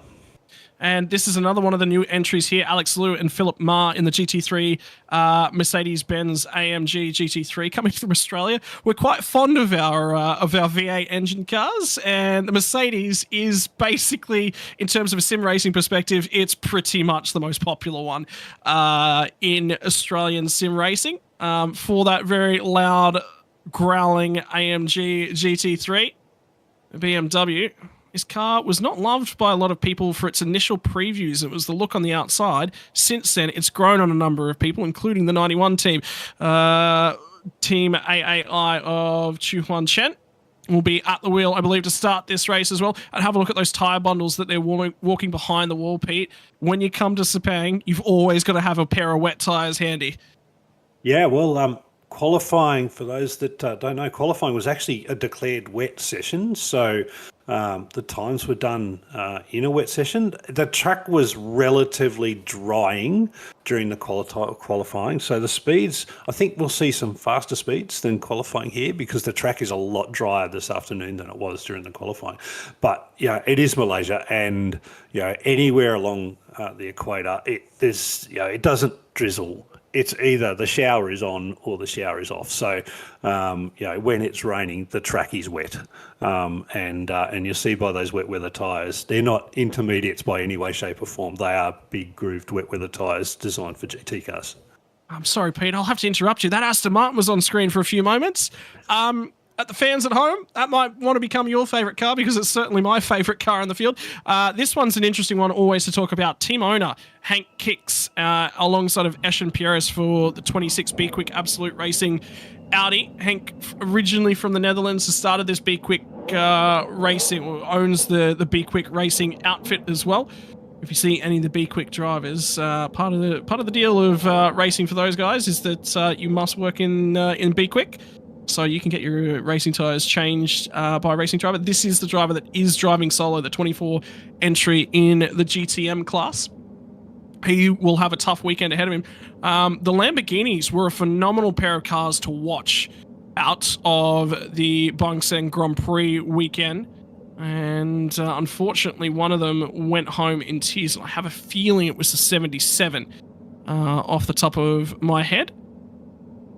We had a true Super Trofeo and then a Hurricane as well. The Hurricane, I believe, was an older spec Lamborghini. No, it was might be a Gallardo. Gee, now I'm really thinking. Have I got my wires crossed here? Either way, maybe it's 70 races you've been watching, Scotty. Look, we're just about ready to get going on the warm-up lap. It's a 1 hour race today, plus 1 lap. So it's crossing the finish line after that 1 hour race. We'll take the checkered flag. And there is a compulsory pit stop between the 25th and the 35th minute.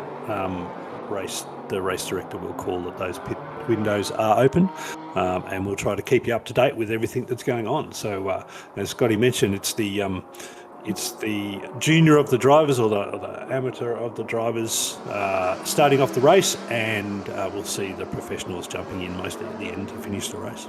Well, this is the starting grid, and it was those two Porsches that did take control in qualifying.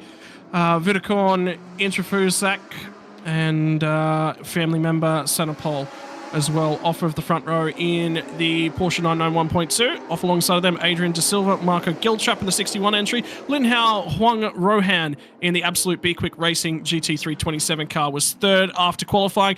Rolling over quickly, Adasak and Akash Nandi in the B-Quik team. The 25 car, Samson Chen, Lu Choi Wong Kenneth. In the 68 car, Anderson Teneto and Eduardo Mortara, my apologies, is the other platinum driver for another Absolute B-Quik Racing Audi. Camlung Racing car deep in the pack there, and we're going to keep diving through them nice and quickly. There are 26 cars to get through. Douglas Koo, Dominic Ang for the Viper Nizza Racing GT3, Hank Kicks and Eshin Pierres in the B-Quik Racing Audi. Nada Vude will be the first of the GTM cars in the Toyota Go Zoo Racing Team Thailand car. Saravat Sarithanakul and Afik Yazid in the 77 GTM, Falfong Chen Chalia and Jacqueline Davi in the 33, Mungkong Sathrin Kinakul, and we'll throw it over to 19th, Simon Chen, Sean Thong in the 10, Mak Hank Tang and Michael Choi in the 8, Natachak Haching Kasem and Kantadi Kasuri in the 17, Sushori Kentaro and Chris Vusarantna in the 38, Iro Razanakoto and Shannon Asafana Singt in the 88, and the 99, Natanid, Detachom, and Fukurat. And then finally, on the back end of our grid is the 19 of Sudapong, Smitrat, and Grant Sudafong, Erwin De Smit, and Sandy Stuvik in that 32 entry, and Sam Collins and Craig Corliss in the Mark Car 37 for Ford, Lanatek Liquimoli Racing. Ladies and gentlemen, that's our grid. That's the 27 cars that will be taking to the field for GT3, GTM, and GT4 racing action. And they are forming up on their way to run down. Now, we're just a few moments away from starting. At the moment, Pete, it is dry. We did see some Porsche Cup cars in the break laying down some rubber. This is going to be an interesting start, and that Porsche Cup car race started in tears. It did, and in fact, we've seen a lot of races start today where turn one has caused drama for a number of cars. So, it's important to get a good start, and, as we all know, starting is a great time to make a position up. But at the end of the day, you've still got to get through turn one and turn two and make your way up to turn four, still racing, right? So, hit your brake markers maybe just a tad early as for that turn one, and away we go, Scotty. Just getting ready now. And one of the important markers as well, ladies and gents, there was a Ferrari 488 that was a part of this field at Bang Sen. Unfortunately, that car not joining us and won't be joining us for the remainder of the season as well. They're waiting on a delivery of the new car that is the same similar spec to the one that won the Nürburgring 24-hour this year. Unfortunately, in the meantime, it's too much damage, too much to repair on that car. They did not join us here from Sepang. That is the site. 27 cars make their way around the final corner. GT3 Action, GTM, and GT4 are about to go racing for the Thailand Super Series. Race number 5 from Sepang International Circuit. Ladies and gentlemen, hold on to your hats because it is about to go green. The lights are off and the run down to turn number 1. The Porsches get a good start off of the front row, but keep your eyes in behind these guys as well as they start to really fan out. Keep your eyes on the Lexus on the right-hand side of the road. The BMW's in the background as well. Everyone's jockeying for a little bit of position. The Aston Martin's struggling to get its way down in there, and this will be where the Bentley will struggle on the outside of turn number 1. In the meantime, the orange Mercedes seems to be making up quite a lot of ground on the opening lap as well as they'll all settle in. They make it through turn 1 cleanly, and that's a little bit better than you would expect from a GT3 series. Oh, that's just the level of professionalism in the drivers, wasn't it? They were all a little bit cautious there going into turn 1, and maybe that's a hangover from the track being a little bit wet in qualifying, and they just don't know how much grip they've quite got. But you know, everybody's really sensible. The race is underway, and everybody's still in it. So that is such a good thing to see.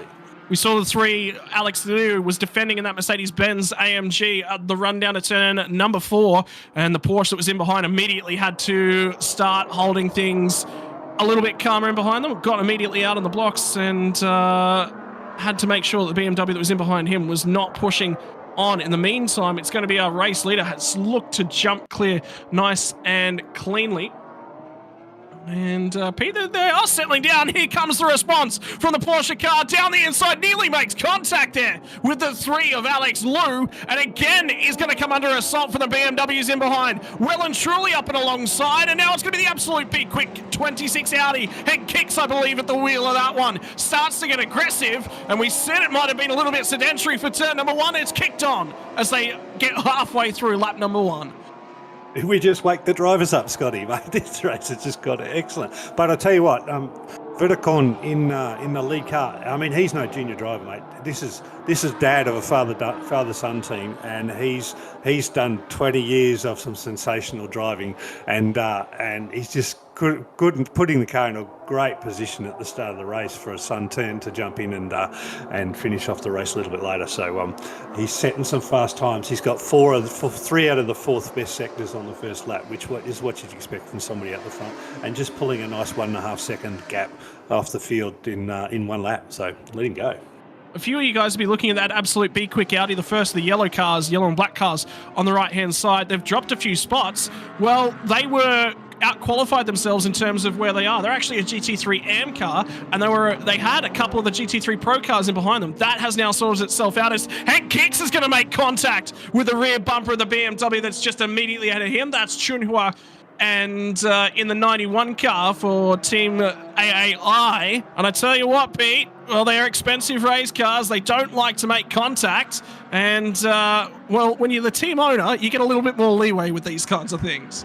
Yeah, you do, but at the start of the race, that takes just a little bit of downforce off. And in a track with some, nice big flowing corners like this, you really want to maintain the balance of your front to rear downforce. So that can upset the car over time. He can lose time just a little bit, and it's just enough to lose a position or two in such close races.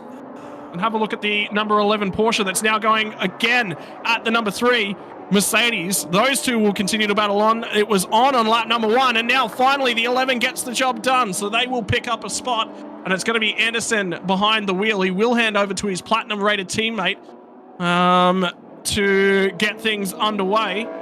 Yeah, that's okay. In the middle of this race. The number 3 is still leaves him in 3rd in the AM class. So 3rd in class, that's only an overall position change, not a class position change. So he's got the number 3 still got 3 GT Pros sitting behind him. So he might lose a few more spots overall, but he's just fighting there for that podium in GT3M. This is probably going to be the battle we'll keep our eyes on for an extended period of time, because have a look at the BMW that's immediately in behind these guys for Chunhua. They were putting a lot of pressure now on the number 3 Mercedes AMG. As they come down to the last corner, they will get down the inside. How's the Mercedes going to go on the outside here? Boxed in a little bit as the Porsche back them up on the inside. The 91 will look to get the run, but side by side, and the 3 is going to dip a tyre off of the road. He's going to lose one spot, but there's going to be more than that as they make their way back past the start-finish line. The B-Quik Audi has managed to get its way through, but it's also going to be that next car in behind them. Another one of the BMW M4s will look to grab that spot, and that'll be the 92 car. With Shiwei at the wheel of that one, and they kick on again down into turn number 1. Contact made. The 11 will get a little bit of contact there from the 91 entry, and well, GT3 racing from Sepang. It has certainly already broken into a little bit of a brawl, Pete. Mate, and the good news is the race start has been declared clear by the race director, so there's no issues there. But I think the guys have now started to give the race director something to look at as we watch the replay there of the number 3 being pushed a little bit wide into the dirt, and yeah, you can't get on the front, you can't start that straight slow because you're going to lose positions anyway. Well, now he's going to come under assault again from the other of the BMWs, who's going to run right out wide. That might be a track limits warning, although there was no time gain out of that for the 92 car. Shiwei and Yaki. No, you're only going to lose time, and you're going to actually earn the wrath of the race director if you keep doing things like that. As we saw in the GTC race, too many times off the track, and that's outside the white lines. The curb doesn't count. Too many times off the track, and you're going to start getting warnings for unsportsmanlike driving. Yep, so for the ladies and gents watching along at home, it's the number on the right-hand side of the driver names. The colour on the right-hand side of the driver names. Blue will be our GT3 class. GTM, GT Pro is not assigned for you guys to watch along at home, but you can tell the GTM, and that's the 92 car, which we saw nearly off the road a few moments ago. It is off the road now, and it is buried. There is no way they get that out of there without a safety car. I wonder whether or not he had some rubbish on the rear tyres. Maybe had a little bit of rear rubbish. It certainly looks like he's lost the rear, so maybe a little bit of rubbish, or he just hasn't got his brake bias a little bit right, and he's just turned the car around under brakes there as it's come around. I think that's 5-6 complex. And again, for first-time viewers of the Thailand Super Series, this is a class that has a compulsory pit stop, and for all but one car, there will be a driver change as a part of that one. In race 5 this weekend, or race 1 of the weekend, the driver on the left-hand side will start the race. Driver on the right-hand side will finish it.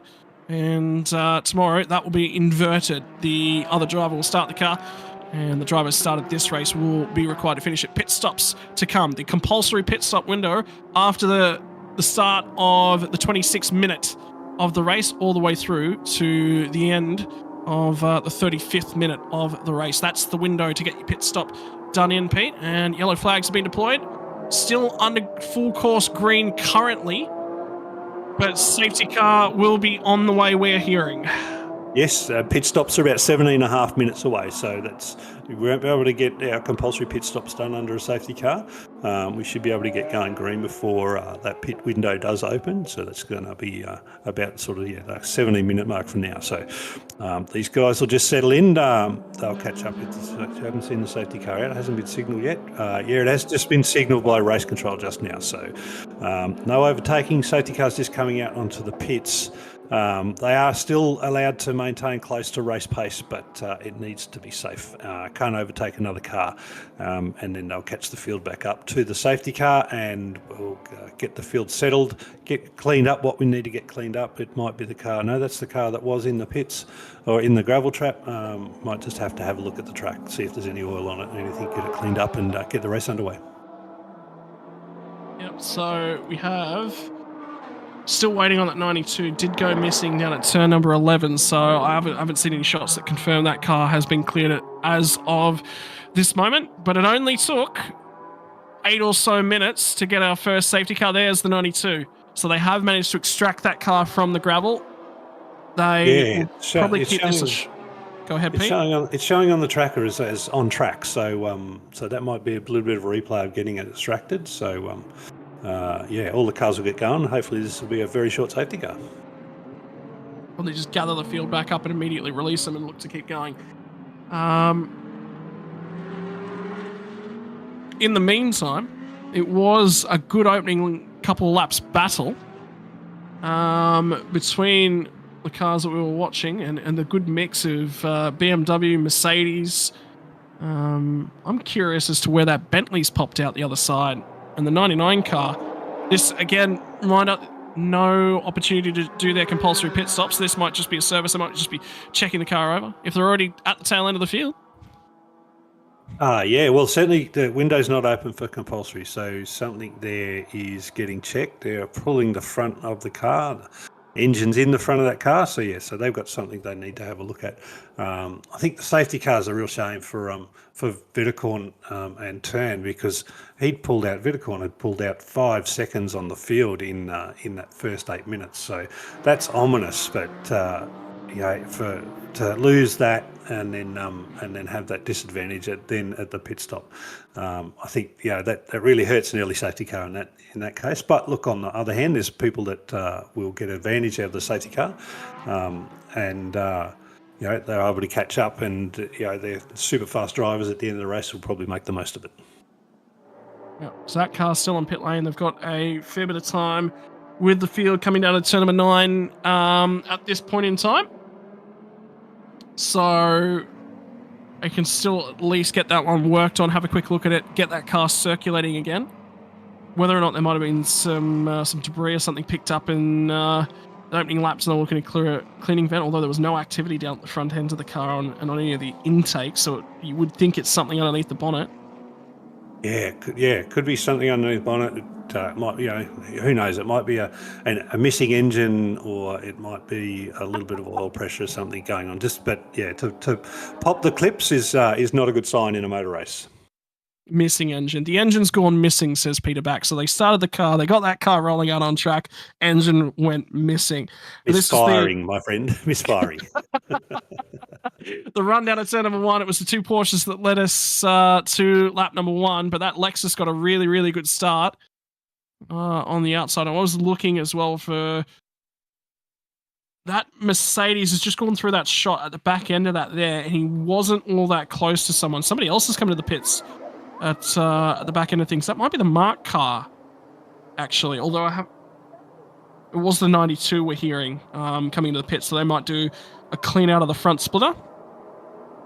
Yeah, well, certainly that, but they might. It depends, what caused that spin. If it was something mechanical that went wrong, so they're going to have a look. And are they putting the jacks under and getting underneath? No, pulling it off and have a look at the engine again. So obviously some mechanical dramas there.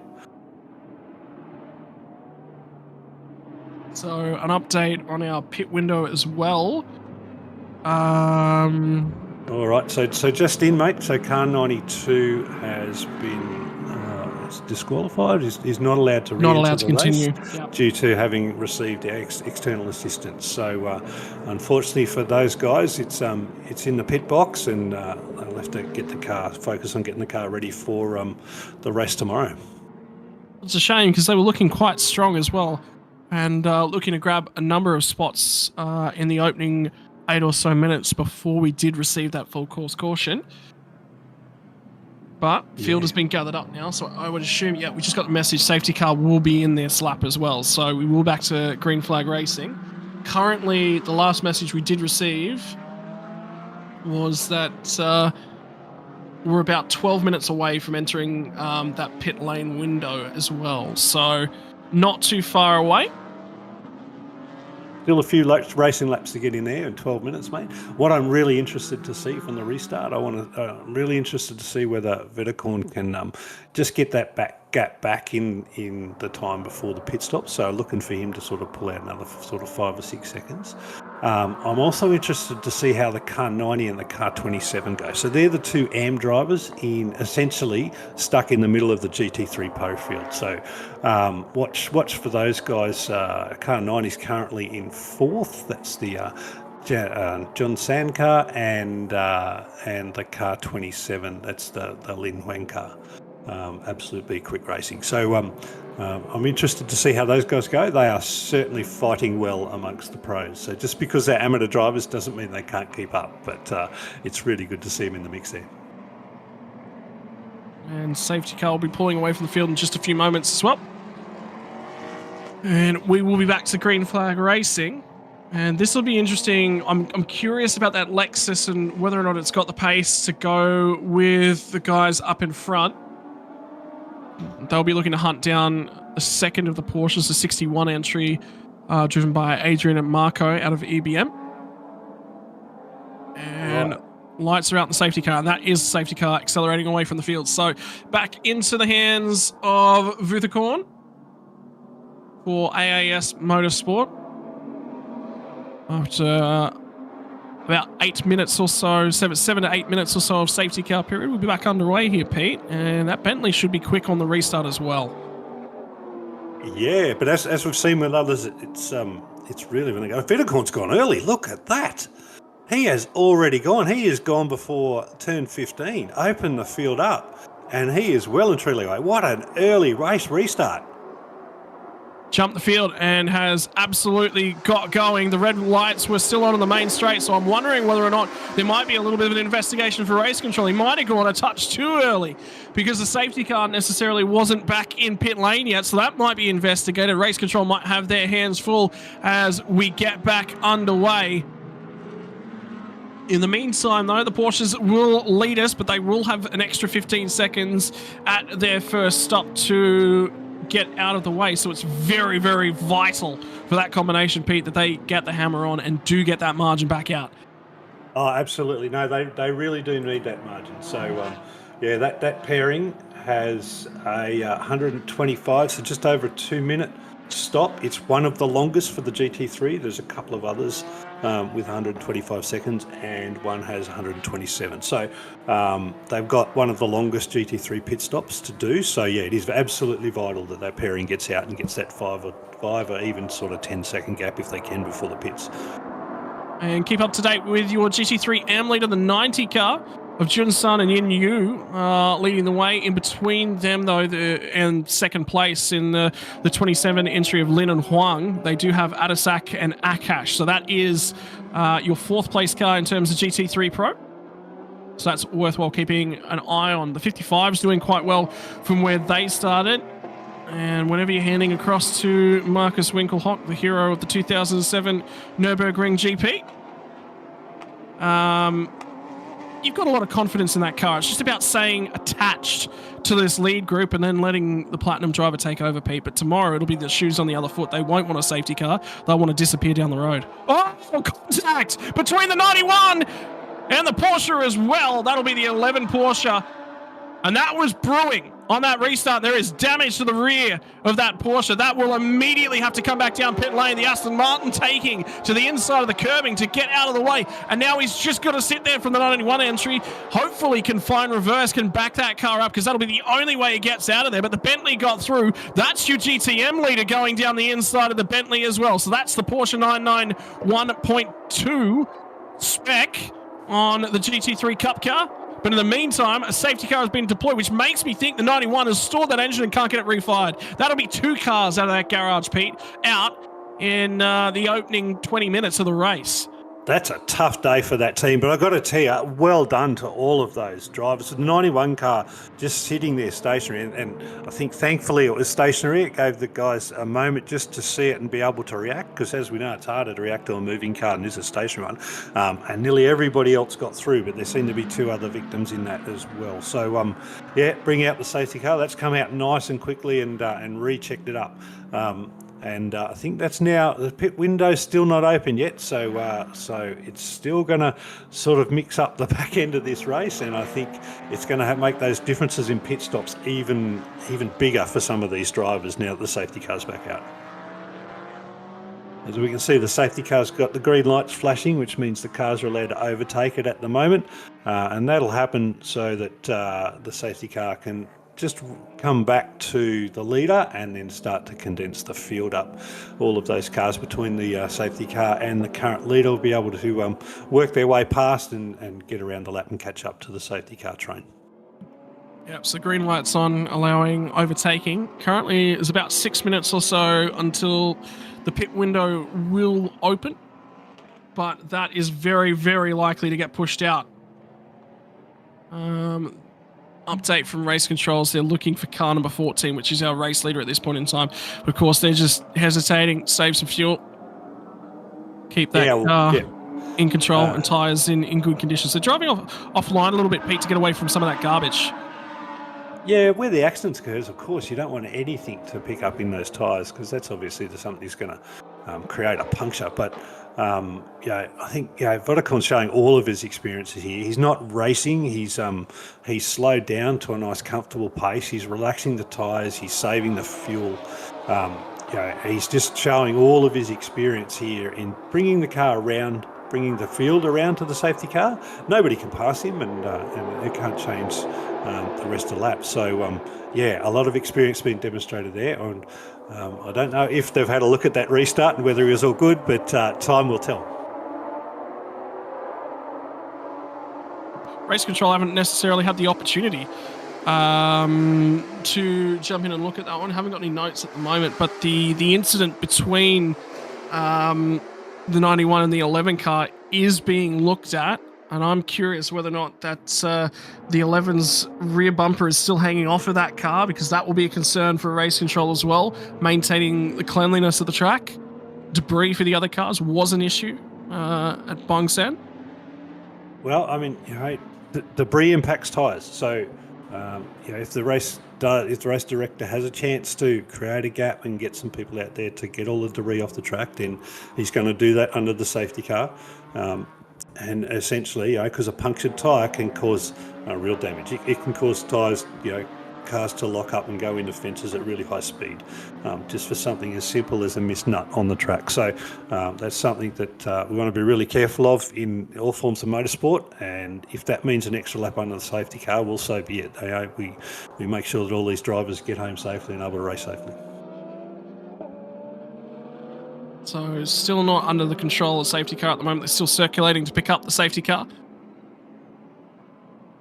In the meantime, we are getting quite close to that pit window, so wouldn't surprise me to see a couple cars dive in. There's damage to the back end of that BMW that's actually in third place at the moment, the 90 car as well.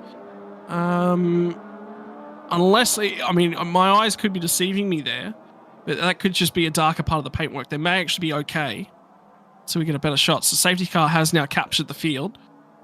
Yeah, I thought the 90 car had enough of a gap before that incident, but it might have been involved. It might have been because there was a 4 cars racing quite close together, if I remember rightly. So, and maybe they've just had a little bit of front to rear contact over time. In the meantime, standings. We'll go through the standings in each of the classes at the moment. GT3 Pro, obviously your race leader is the number 14. And the 61 car, both of the Porsches at the front end of the field are your leaders in GT3 Pro. The number 9 car, the Toyota Gazoo Racing Team Thailand car, is I believe the Lexus there in P4 overall, is your third place car in terms of GT3 Pro. In GT3M, it is actually the 90 car that we're just talking about, that BMW. The first of the BMWs leads the way from GT3M. The 27, second of the absolute B-Quik racing cars, is the leader, second place in GT3M. And the Mercedes, that orange and black Mercedes of Alex and Philip, is third place in GT3M. In GTM, they actually lead the way in terms of the GTM standings currently. The 33 of Falfong and Jack Rafan for Alpha Factory Racing Team, followed by Natavude, the solo entry for Toyota Gazoo Racing Team Thailand. GTM Pro, currently the way is led by Mongkong and Tanat for Mongkong Motorsports. Saravat Nafik are in P2. They're 12th and 13th, both of those cars. And then we've got Natachak and Cantor D for AAS Motorsport in third place in that category. The GT4's 4 cars participating this weekend. The 88 leads the way for B-Quik Absolute with Iro and Shannon at the wheel. They're down in 19th place overall. 20th is Erwin and Sandy Stivic in the B-Quik Absolute Racing car, and Sudafong and Grant for Toyota Gazoo Racing Team Thailand are third in your GT4 standings. And an update, Pete, coming our way from safety car. Yeah, it looks like the safety car's coming in this lap, mate, which is good. The field will condense up. We'll see how Vitacorn takes this race start. So the lights will stay on the safety car until they're on the straight between turns 13 and 14. The safety car will pull away. Race control will hand over to Vitacorn to control the start of the race from there. And if his timing's as good as it was last time, mate, maybe he's got some pretty awesome spotters around that turn 15 that we weren't seeing on the broadcast, and that gave him a good jump. But let's see what he does this time. Ooh, did my eyes just deceive me? Just in front of that Lamborghini was one of the back Porsche Cup cars, and there was something flapping inside of the front right corner of that car within the air intake. So they may have an issue. Given the 88's the leader of our GT4s, I would say it's maybe the 38, maybe the 17. Getting what it might be the 10 car has got something flapping about in that air duct. So safety car is now going to pull away from the field, and it is Porsche, BMW, Lexus, Audi, AMG, Bentley. So the BMWs having all the dramas early on, then we throw it back to our GTM cars and that yellow Porsche Cup 901 Evo spec. There is a Lamborghini heading into the pits at the back end of that, so I'm wondering whether or not those two cars did actually have contact. Wasn't the Lamborghini that had an issue, and pit window has actually been opened up. So the Lamborghini's dived in whilst these guys are about to go back green flag racing. This will get him some clean air. Once you start your compulsory pit stop, if the safety car comes out, you may finish that stop. So that's what they're hoping for, is a little bit more drama. And they'll dive to pit lane to try and get their stop out of the way. In the meantime, the 90 BMW to the inside of the 61 for second place in the race. And it is going to be change of position at the front of the field. That is your GT3 AM leader. And it was my eyes deceiving me. The back end, the back right corner of that car is still intact. And they're in a great spot now for this number 90 car. No, and they're going to get out and chase Vitacorn and see if he... try and stop him from leading the gap. Now, what do you do, Scotty? So the pit window's just opened. It's a 10-minute pit window, so you've got probably about a 3 or 4 lap opportunity to come in. Do you come in early or do you come in late, mate? I reckon it's based on where's your faster driver. Is your faster driver starting, or is your faster driver in the back? If your faster driver's in the back, I would get them in the car as soon as possible and make the most of them in terms of race time. If your faster driver is in the car now, I'd lead them into the last safe moment and then get them in for the pit stop. That's my strategy. And race control just let us know that there is a penalty to the 91 car, which was the BMW involved in that incident with the 11. For a driving infringement. So they will need to transit the pit lane at a slower pace. When they do that, might be in the near future. In the meantime, they've got to try and clear some GT4 cars. That's always a little bit of a nightmare, particularly with the long loaded corners here. These cars require a lot of the road to get through. So they will get the foot down. I'm assuming we're probably going to see quite a number of teams jump into the pit lane this lap. I think the 90 might stay out a little bit longer. They're in a really, really good bit of track position and clean track ahead of them. And indeed, here come the cars. That was our race leader, I think, straight in. Pit window has been labelled open. And look at the chaos this has created at pit lane entry. Half the field, Pete. Half the field is pit. In fact, it might be more than that. Well, that's good. That's what good, exciting pit stops are all about. So what do we got? The lead has got 125. So it's 2 minutes and 5 second pit stop. Right, who's next in the pits there? Who's next? The next guys, we're looking at mostly around about 110, 90 to 110. So we've got a bit of a premium there. I won't be able to cover all of them, mate. There is way too much action in pit stop. But no, look at that.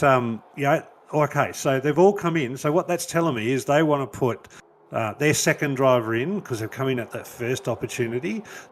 Get that second driver settled in, and then up to speed, and they all think, I think the second driver's probably just a tad quicker. So that's the way these races go, and when you bring them in early like that, that's how I'm reading it. Well, in the meantime, there are a few cars that have started out, including the GTM leader. In the meantime, they've got a battle on their hands, not for position, not for points relation in any way, stretch or imagine of the imagination, but that is a Bentley that they would rather prefer is probably not right there at this point in time. In the meantime, that's Lexus is going to kick on as well, so they're going to do absolutely everything that they can. Probably over this lap. I don't know how much further that they're going to go in terms of the strategy, but it is strategy time, and I can tell you that there are about 7 or 8 cars that did not pit. The rest of the field pit on that last lap.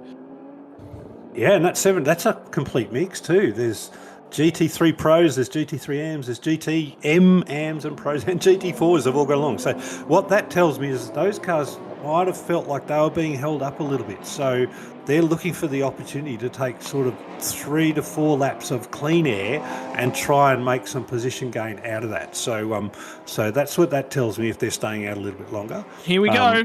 Rejoin onto the track. The AMGs got through and got out nice and quickly. Look at the Lamborghini. Look at the gains that Lamborghini team have made. I wonder whether or not that pit stop might have been in the window, might not have been in the window. And now it is action stations as the run down to the final corner, because that Aston Martin has managed to gain some spots in the pit lane window as well. And look at the Lexus feedback in here. So it is going to be an issue. And I believe that's the GT4 Lexus as well. So I don't necessarily think that that's going to be a car that's going to be on pace with the rest of them around it. And that'll be a problem, particularly for the BMW in behind there. That Lamborghini is not a GT3 spec car at the moment, but it was a GT3 car of yesteryear. Yeah, absolutely. And you see the drivers flashing the lights when they know that they're against a misclassed car there. So I think that's just a little bit of cooperation between the drivers. They know who's who, and they'll help each other sort of get to the end, but fight fiercely. Oh, blocked up brake, and here comes Marcus Winkelhock. He is immediately on the aggression, and he is not hanging by for any of the slower cars. He will immediately try and catch up as much time as he physically can. We're looking for an update across the timing screen. Number of the cars have not come in yet. The number 9 has continued on, so they will inherit the race lead, and they will get the opportunity to put their name down as a race leader thus far. And have a look at the 65 Aston Martin as well. Another one of the Porsche Cup cars, GT3s versus Porsche Cups. That's what the speed differential looks like. Yeah, and right now we've got a GT3 AM car in the lead as the pit stops cycle through. Now remember, that's going to be subject to the extra time that the professional drivers have to take during the pit stops because of their different classes. And what we should now see is some of those GT3 pros come up and fight the GT3 M drivers. To be honest, Scotty, I don't want to be a GT3 M driver. Well, not with the likes of Marcus Winkelhock chasing you down, I got to tell you. Well, it's a wide track. One of the differences that we saw from the last round at Bankstown was Streets course. Everyone knows the difficulties in getting an overtake done. He's really struggled to get that job done. It was a phenomenal race to finish up when they put all of the AM drivers back in at the end of race number 6. We had a blanket over our top 3, and there was drama, there was concern over that, and they were cleared of any wrongdoing. There was an overtake made in the permanent yellow flag zone, but it was deemed the car that was overtaken was actually off the line, and therefore it wasn't necessarily an overtake so much as avoiding an accident. In the meantime, they settled themselves back down on in, and the 9 cars continued on yet again. So they're just going to keep punching, and they will be one of the last to come to pit lane. Benefit of that, though, Pete, it's an empty pit lane when you pit. It is. There's a lot less congestion, so you can get in and out a little bit cleaner. There's less risk because you don't have other cars around you, and you may not get held up on your entry and exit. So that is look, it's racing, mate. Racing has compromises, pros and cons, everything you do. What's the fastest? I don't know. It depends on your team, your combination, your drivers, your pit stop time, all that sort of thing. Whether you think you're going to get an undercut or an overcut. Essentially, we've still got a few cars out there, and they're yet to pit. We've got 4 cars that still haven't pitted in the pit window. We've 3 or 4 cars in the pit now, and I think we've got about 3 more laps before we know the true status of this race. The lead car right now, having pitted, is a GT3 AM car number 90 of Juan San and Yinuchi, I think it is, from the GH team AAI. So for those of you watching along at home that might see the +1 lap next to the drivers on the left-hand side of your screen at the moment, that is just because they have not crossed the line to start the current lap of the leader. Leader is on lap number 13. Everyone else still yet to come through because they've made their pit stops. Let's keep an eye on this battle a little bit further back down. That's the 10 car. and the 14 car. So that one is for position. I believe that 10 is actually one of our Porsche Cup cars. So Vuthi and Setup looking to clear them straight away and get off down the road. And then the Bentley's in behind these guys as well. So that will definitely be for position between the 14 and 68. It looks like the 68's actually made a couple passes on this lap as well.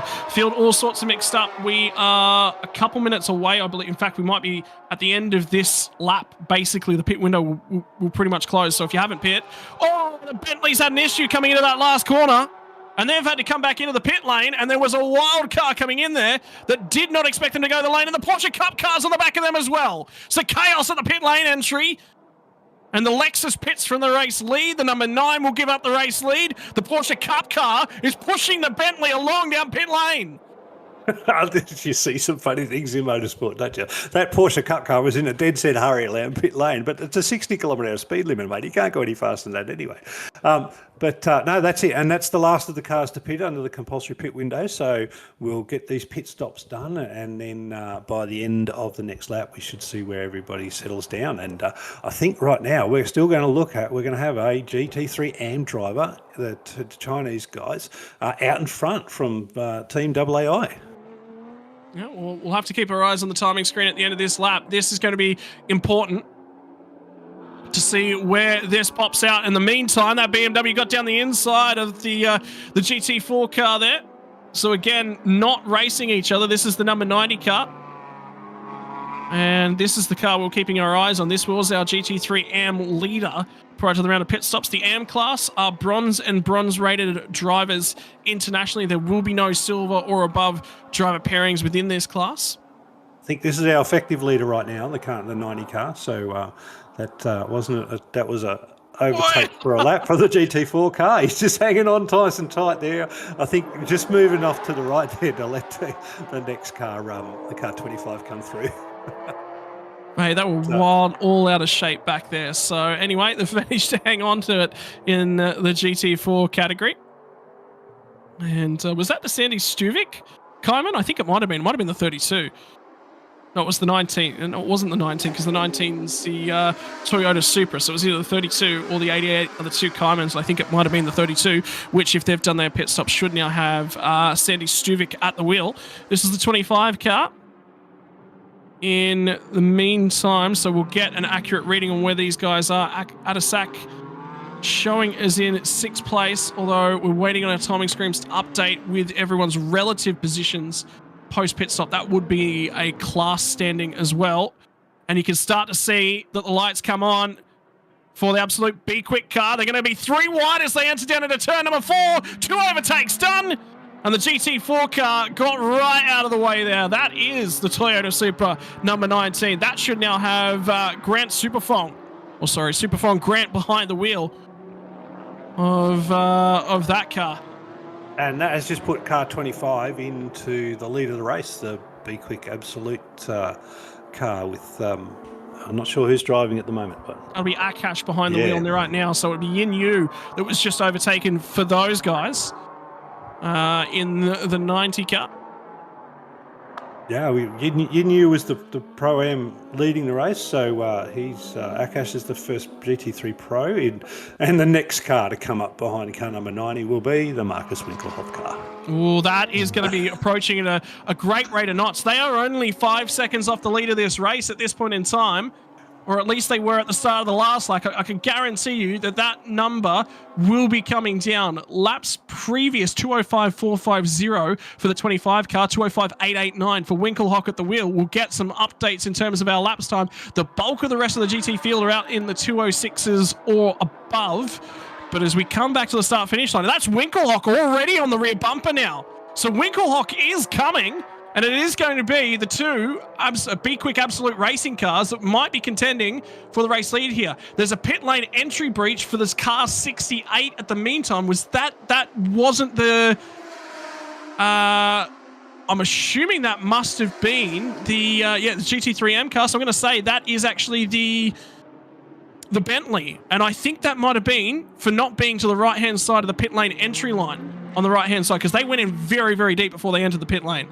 They did go in late, so they might have crossed that white line as they went in, and they've copped a 5-second penalty for that.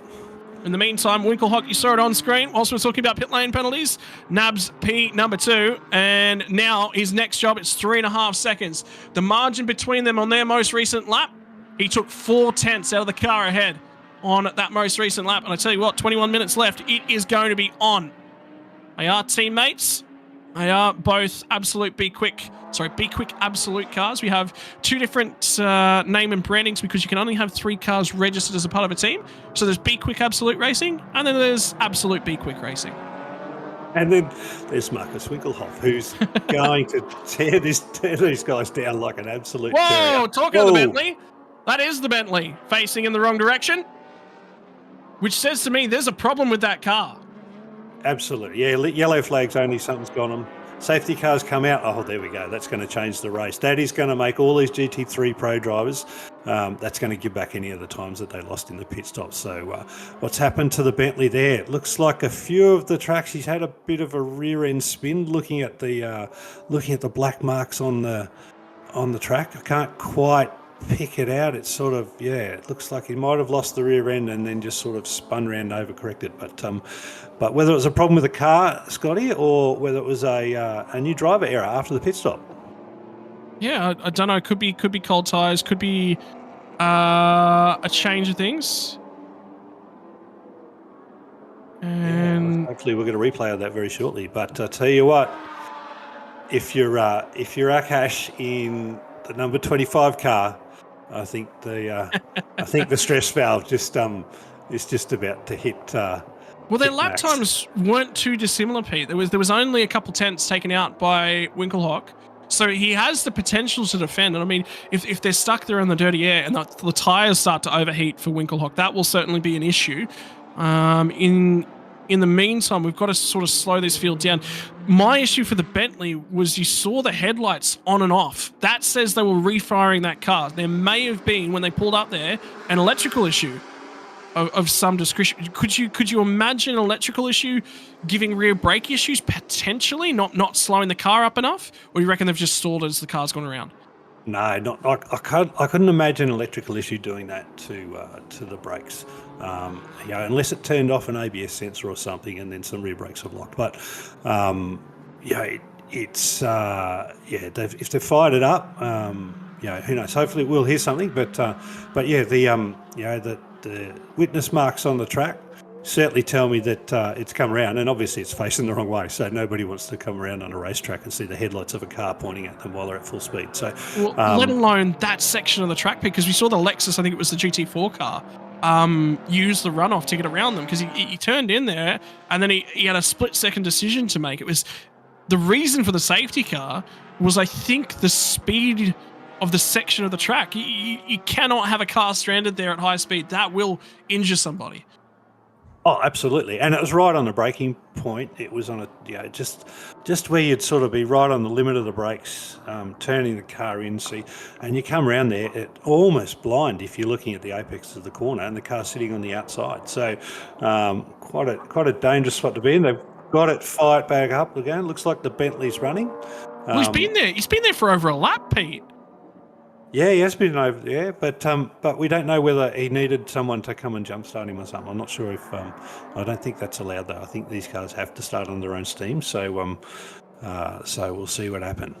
Try and get some information out. But it looks like some pit stop times are under investigation across all classes at the moment. So I think there's going to be a hell of a lot of work going on in race control for the stewards.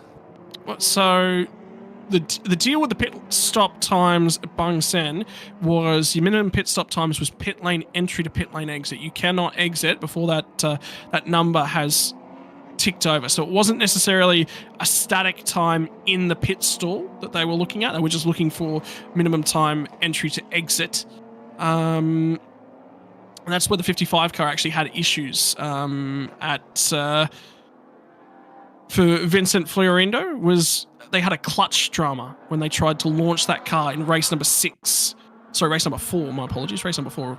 Race number 5 today from Bang Sen. They couldn't get there. They were in a great position. Marcus Winkelhock put that car in a great position, and then they just had dramas getting the car out of the pit stall. I mean, temperamental things, race cars. They have racing clutches designed for racing. Sometimes pulling them off the line, that's the more difficult bit. Well, if you read about a lot of people trying a new race car for the first time, most of them stall it because that is the most difficult thing for a new car, and particularly a new race car. So the clutches are not designed like a road clutch. They are designed to be fairly sharp and be operating at a much higher rev limit than a standard manual road car. So yeah, clutch problems, will give you a drama, but good thing about a lot of race cars, if you do have clutch problems, you can get most race cars changed gears without using clutch. So once you're up and going, but you do need the clutch to get started for sure. Can confirm, the first thing I ever did in a Formula Ford was stall the thing. I've only driven a Formula Ford once, and that was a time of my life. I want to do that again in a real hurry. Get that voice ready, Scotty, because the safety car lights are out this lap, and it looks like we're going to resume racing. It's going to be about a 15-minute, almost a sprint to the end now. So, get yourself prepared. And, as you know, safety cars breed safety cars. Where we've got these with 2 Audis at the front there that we're looking to see a good fight and a good battle. Again, we'll touch on the standings thus far in terms of the AM Championships. There's obviously GT3 Pro 1 and 2, 25 and the 55, the B-Quik Absolute Racing Audis, and then P5 it is, the 65 entry. The Viper needs the racing, which I believe is the Aston Martin GT3 car. That car is 3rd in GT3 Pro. In GT3 AM, the 90 and the 27, right next to each other on the road. So that will be a battle that we'll need to keep our eyes on between Yin Yu will be behind the wheel and Huang will be behind the wheel for the Absolute B-Quik Audi. 3rd place in GT3M. We have to go a long, long way down the field to the number 3, the AMG. The only Mercedes AMG here this weekend for Cam Long Racing in 12th position. GTM Pro, our race leader, is a 77 car, and they are in 11th spot. GTM Pro 2nd place is the 15, and 3rd place is the 10.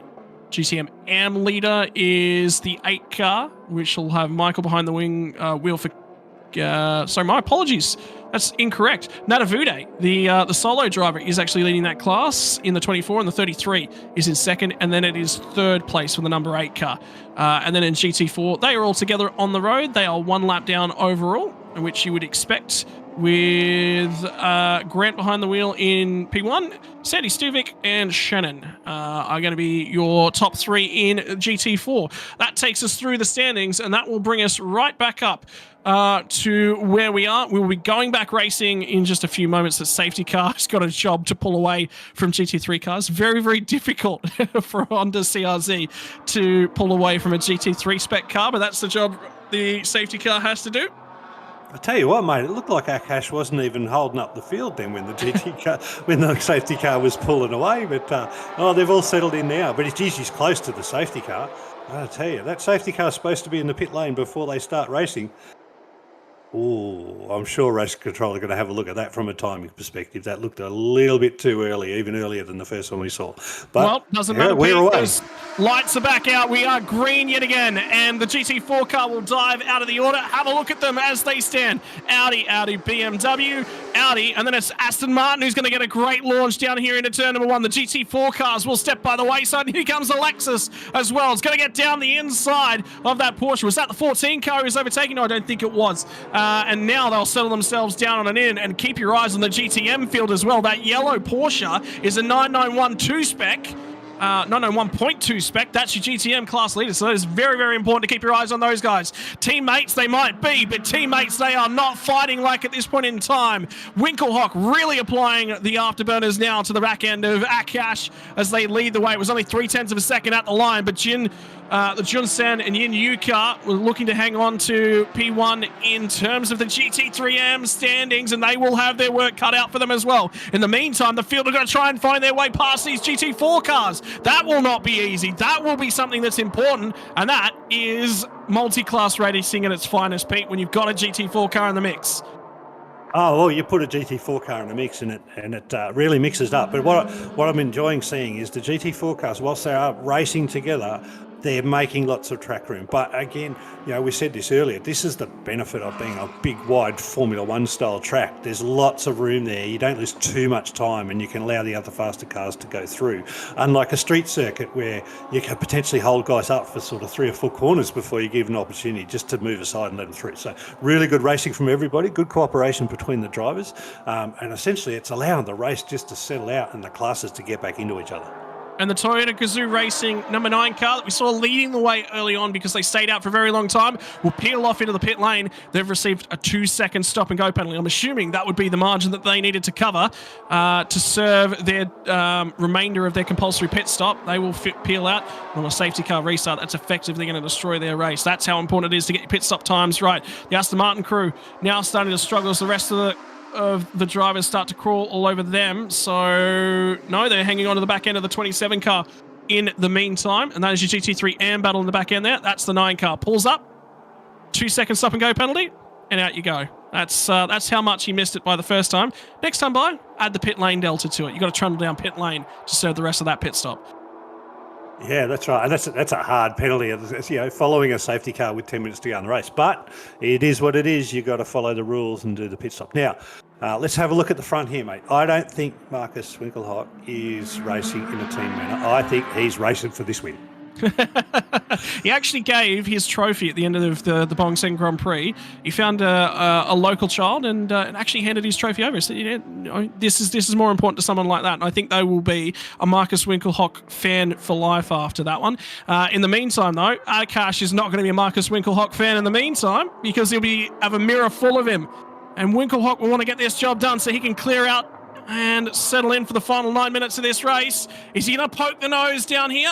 No, I don't think he will. He'll just settle in for the 55 Audi. But in the meantime, have a look at the pressure that this Aston Martin car. They've found some performance in this car after Bong Sen. They had a torrid weekend. Now they're up into 3rd place in terms of the GT3 Pro standings, and they want GT3 3rd overall on the track to the inside. They're going to get the job done here, I think, on the 90 car, who will remain the GT3 AM leader. But that, when you come to home turf, that was the advantage that we were looking for the 65 entry of Douglas and Dominic, and they've finally found some speed in that Aston. That Aston looked like it had such good corner speed there. It was on the inside of the corner and it was still going fast on a tighter apex. So, and it's already pulled away. Here we go. Winkelhock down the inside at the final corner. Shows the nose. Not quite enough room there, but he's unsettled the 25 now. Will fill the rear view mirror. And those cars, there is nothing to separate them, Pete. 8 minutes and 40 seconds on the clock. I get the feeling we are going to get 5 laps left of this race. 1 hour plus 1 lap. And what he's done, he's made Akash actually get into a defensive driving mode already. So he's already in his mind. He's already given a little bump through turn 1 there, but smart enough not to take the position after the bump. He's settled back in. He's just going to race him, but he's going to be in his mind now. A little bit of Morse code on the back, and Akash knows he's in for a race. Well, the 55 was on the AstroTurf on the entry to turn number 1, trying to crisscross, trying to set something up. But Akash parked that car perfectly. Winkelhock still trying to get to the rear bumper here. And Douglas and Dominic, is there enough time with these guys fighting up ahead? Can they somehow rescue a P2 out of this race? That would be phenomenal for their championship standings. In the meantime, have a look at the Porsche. That was your race leader at the start end of things. They had a lot of pace. Safety cars have not fallen their way today, but they're still there and they're still thereabouts. This is far from over, Scotty. Mark is going to have another couple of cracks as he goes, but he might. He's gone a bit further out on the curbs than he probably liked. That might hurt a little bit of concentration or a little bit of attention from the race director. But I noticed on a couple of corners, he's just taking a slightly different line. So he's just turning in a little bit later so he can come out of the corner with a little bit more speed to actually try to get closer for the next apex. That's kind of really smart driving, and that just shows the experience coming to the fold. Oh, 3 wide! Down deep in the track as well. That's not an easy move to get done. That's down at turn 11, trying to get that one done. 3 wide through 10 and 11 is absolutely right on the limits. And they managed to get out the other side, but it's not quite done because the 91 is still there. Went quite wide there. That's the 14 Porsche that's in behind them now. And here we are back at the lead. Yep, it's still not done. It's back to the inside again. Nearly made contact in the final corner. This time, Winkelhock is on the inside, but he's got to look for the momentum. He's had to lift. He's had to slot back in. But Akash still has control of the race. He's going to block it. There is no way that Marcus Winkelhock can fit it out into the inside. Shows the nose. That's a fake. We've seen that one before. That's Racecraft 101. Now, the 25 car wiggling as the tyres maybe are starting to run wide. They're both deep into turn one. They're both rubbing. He's alongside. Job done. Winkelhock finally gets the lead, and there's 6 minutes on the clock for this one. Has Akash got anything to respond to with Marcus Winkelhock here? We're going to see in the next 3 corners if he does, mate, because if he doesn't, Marcus will pull away. But Akash has got him defending, so he's certainly in his mind as well. But you can see that Winkelhock's just got a slightly different, slight advantage through a mid-corner speed there. And I think that's going to be the difference here and let him pull away. So it took a lot of work to get that done. It took 2 corners. And it was great to see absolutely fantastic racing through turn 1 and 2. That move was set up with the runoff of turn 14. This is how long it took to get that move done. Turn 14, down the inside at turn 15, crisscrossed him down the inside at turn 1 and on the curbing at turn 2 before he finally gets that job done. Now he'll look to set his eyes forward and clear on out. The question now becomes, has this 65 entry got the pace? And have a look at the Porsche starting to come back as well, because now the 91 car will have a little bit of company in the 61. Sorry, it's the 61's actually been overtaken by the 91 on this lap according to timing. But in the meantime, the 14 is starting to close back up as well. So these were the 2 Porsches that led us to the green flag, but they were the other way round, Pete. So it's important for these guys in the GT3 AM standings. This is actually a very, very important battle. Well, these 2 on screen now are P5 and 6 in the GT3 Pro. So that was bit of corner, and his son Turn, who's in the car now. Turn will be driving that car. Obviously, they have really been impacted by that extra pit time, but they're in the car now trying to fight back up. And with 5 laps, 4 minutes to go, we've probably got, I'd say 2 more laps at least. No, probably 3 laps after this to fight that back. It's going to be hard for them to make those positions because they're all relatively about the same speed at the moment. Sorry, my apologies. It's the 61 is the Porsche 991. They're in behind, so yeah, there was another car there. I thought the timing screen was wrong, and it was actually wrong. The 65 is in 3rd place, and now they are getting harassed by the 91 entry. Remember, every single BMW you see here is new to the class this weekend. So this is a good progress not only for the Aston Martin team, but this is a really, really good showing for the 91 car, and they've forced the 65 to go defensive. And you can see the weather now, Pete. It's started to wear on these tyres. The long loaded corners. He gets back up alongside the crisscross. This will put him on the outside for turn number 5. He will go the long way round, but nearly gets a little bit of a nudge for his trouble and running wide. That was where the oil was down earlier on. There was warnings during the Porsche Cup race before this one to stay away from the Speedy Dry, the oil cleanup compound, and they get the job done regardless. So the 91 moves into 3rd place. Now for the 65, it's what can we rescue? But have a look at those track limits, Pete. They're starting to absolutely abuse them. The tyres are going in these cars. 3 minutes left on the clock. Of course they're abusing the track limits, and no driver's going to stay away from oil compound on the track when he's making a position, particularly going for P3. Mate, that is just awesome racing. He set it up, he worked hard, he had to hang on the outside through turn 5 to be able to get it through that, to turn 4 to get it through that 5-6 complex. So awesome driving. Here it was, maintaining that overlap. He's just come to I don't think he's gone off the track. I think that's just the oil compound that's come up. It's hard to see from that ankle. But it just held it in, and then it's through the double left-hander. He's really nailed the pass. I can tell you, oil, terrible to clean. My first job was cleaning oil. It was hydraulic oil off the floors, and it was horrid stuff. My bedroom stank of it for a number of years. But the thing that doesn't stink right now is that move from the 14 Porsche. That was a phenomenal move. They got down the inside, got that one done. Their next victim is going to be the Aston Martin, and I don't know whether or not there's going to be enough time left for the 65 machine to hang on to 4th place. It's still not over between the 2 Porsches. The 14 got the position away from the 61 team, and they will squabble over it down into turn number 1. I think he's made that move stick now. He's had to defend going in after the initial move, but Turn's made that move stick, and now he's in a solid P5. See if he can chase down the Aston Martin. In the meantime, let's talk about lap times at this point in time. Last lap by Winkelhock, 205.693, 207.592. So that's the difference now. The tyres definitely going away. 207s as well for our P3 driver, 207.256. And the 65 was on a 209 the last time by. Best laps for all of these cars, by the way, Pete, 205.6, 205.4, 205.0. No one has got the 204s, but there's only 50 thousandths of a second separating the 91 BMW from breaking that magical 204 marker. Oh, that just shows how quick it is. And even though he's only third, even though he's sitting third in the race, the Beamers are quick. So it's good to have him in the race. It's good to have down the inside now for the there. 14 Porsche. We'll try and pick the pockets of the 65 Aston. Job done for them as well. And now that starts to apply pressure in the 61 as well. So the Aston Martin is ailing in the back end of this race. They will get one more lap the next time they come across that start-finish line. I just don't think that Winkelhock might sneak an extra lap in. There might be 2 laps left to go here because he's heading down to the final corner at the moment. We see 28 seconds on the timing board. This is going to be close. I get the feeling they'll say it'll be the last lap. It depends. Can he slow down and make it last lap? No race driver slows down, though, Scotty. No race driver slows down. Well, he's got 3 seconds. Push hard, get over it, and it's going to be another lap.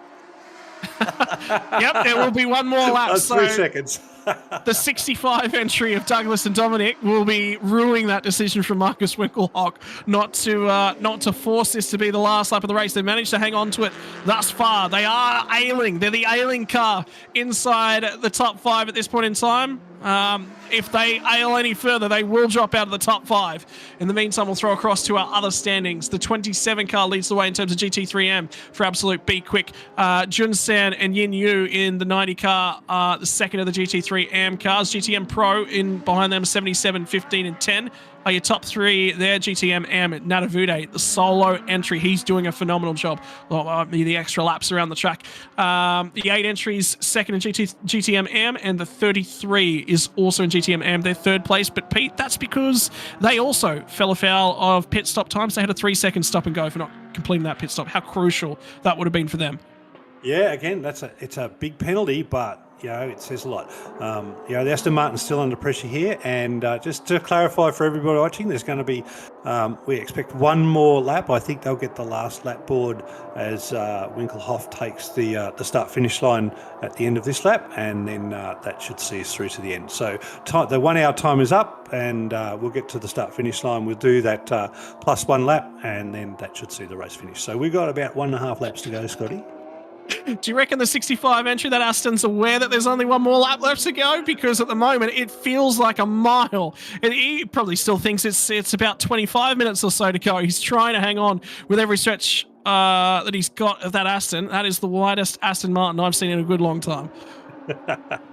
Oh yeah, no, you're bringing your car into motorsport, and like I said, they had a tough round last round, so they're up there, they're having good fun and racing competitively. So let's see how they go. Expect to see the last lap. Here we go. There's the last lap board out. One more lap left to go now for Marcus Winkelhock. He's got control of this one. Akash has done a phenomenal job in behind. That BMW was starting to close. So for him to hang on, look after those tyres and push on, it's been a phenomenal drive. They will celebrate that one, I am sure. It'll be important for the championship standings as well. Big shout out to Speed Cafe as well, assisting with all the coverage here this weekend. We wouldn't be here without the assistance of Speed Cafe, let alone all the series sponsors for Thailand Super Series as well. These sorts of things do not go on without massive amounts of support. In the meantime, best lap, like it says there, 205.631. It's actually the 91 car that has the fastest lap of the race with a 205 flat. Look at the Audi wiggling all over the place. So they are pressing on, even though it's the last lap. They've got a 4-second advantage, Pete. But those tyres have definitely gone off. I don't get the feeling they'll be used again. They've got a 4-second advantage, and they've got a BMW chasing them that won't let up. So I think Marcus can relax a little bit out the front, but I don't think P2. I don't think Akash can relax at all with the Beamer. So he's got it's a small gap, but it's enough of a gap to keep him on his toes. And as they head down into the turn 9 hairpin for the final time today. There'll be one more race left here this weekend where they'll invert it. The drivers you see in the cars at the moment will be starting that race tomorrow. The 61 car has finally managed to nick the spot away from the 65 Aston Martin with 1 lap to go. So they will be ruining the fact that Winkelhock went for that extra lap. They had that spot up until they had to do this extra final lap. So that has cost them a spot. In the meantime, the 55 car with 1 corner left to run. That is the margin. He's looked after his tyres amazingly. Has not overheated them. That is the standard that you request when you sign up a platinum rated driver. He's not had a great series thus far in the Thailand Super Series, but that is about to change. Marcus Winkelhock wins race number 5 for the Thailand Super Series, the first of the combined GT3, GTM, GT4 races, and what a job he's done. Second home will be his stablemate in the 25 car, and Akash will bring that car back to the line, and the 91 will come home in third. Job done for those drivers. And that margin, Pete, on the final lap down to 1.7 seconds. Started the lap at 4 seconds. So there was a mistake there for the 25 car. Home in 4th place will be the first of the Porsches, the 14 entry, the 61 home in 5th. And then Aston Martin comes home in 6th. The 27 is the first of the AM drivers. They will come home to win the GT3 AM class. And the 90 entry will be second there. And this is the 77 car, which will be your GTM race winner as well, which is not what we were expecting. It was the 33 car, so my apologies. That was the 991.2 spec Porsche Cup car, and it was their penalty that took them out of contention for the race win today.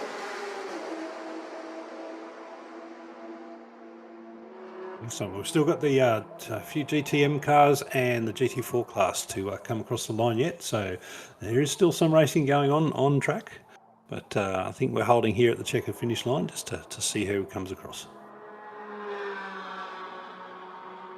It'll be the other of the Lamborghinis as well as the, I believe that's the Lexus GT4 car.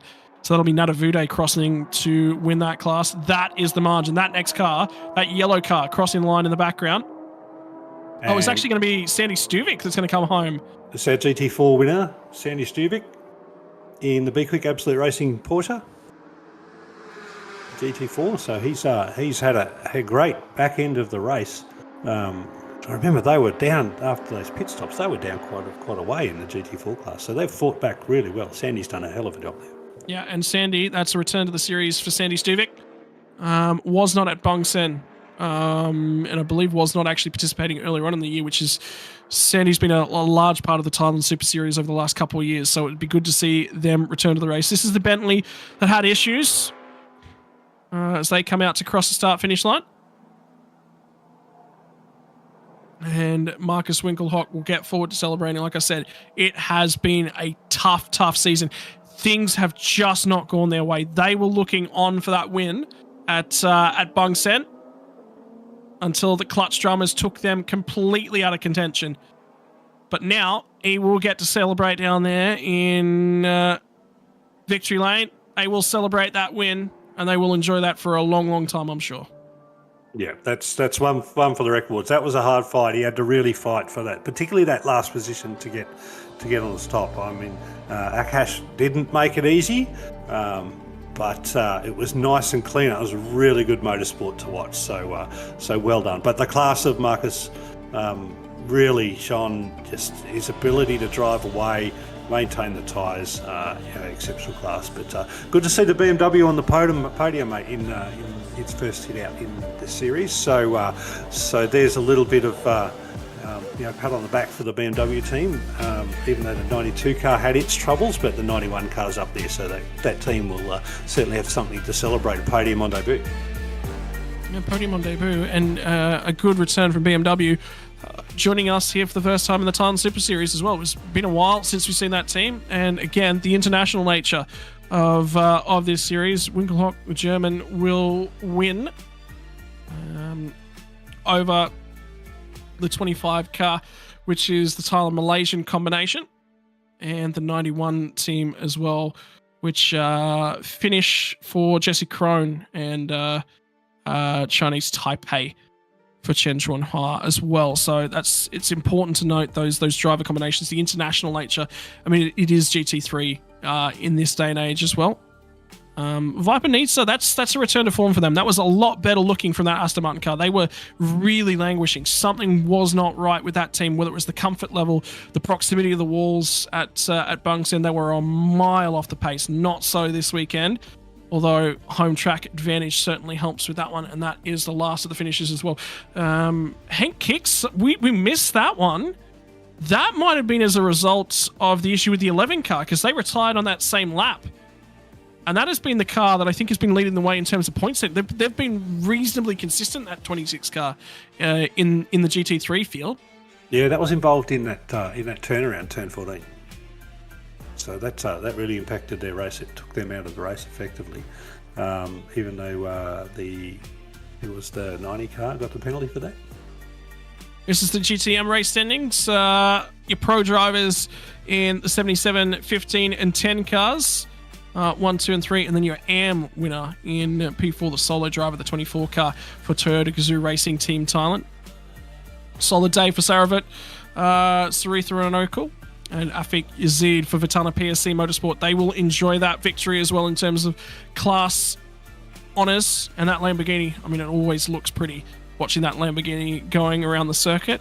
Nice day out from the Sepang track. It's actually a Lamborghini Huracan Super Trofeo car. That one. Who doesn't like a Lamborghini on a track, mate? And then the results from the GT4 class, unfortunately for the 99 car, whatever that issue was early on that we saw them with the bonnet off of that car, that was terminal. Will finish their race up very, very early on. In the meantime, though, the rest of things, only 6.5 seconds separated them, and 10 seconds back to, less than 10 seconds back to third place. This was actually quite closely fought, but Sandy Stuvik's return to the series is a return to line honours in GT4. Well, mate, what a race, eh? What a 3 safety cars. Awesome. This will be the opening lap, and this was the start. It was the 14 and the 61 Porsches who led us away. Nice and clean on the opening lap, but that very, very quickly changed as the BMWs started to get aggressive up and down the field. They were where most of the drama was centered. And this battle here, where the number 3 car ended up off of the road, they lost a couple positions. The first of our safety cars was for that incident right there. The 92 backs the car into the gravel, rear end not sticking, perhaps a little bit too fast entering. This one was a big one between, I believe this was the 90 car. No, this was, sorry, the 91 car and the number 11 who came together.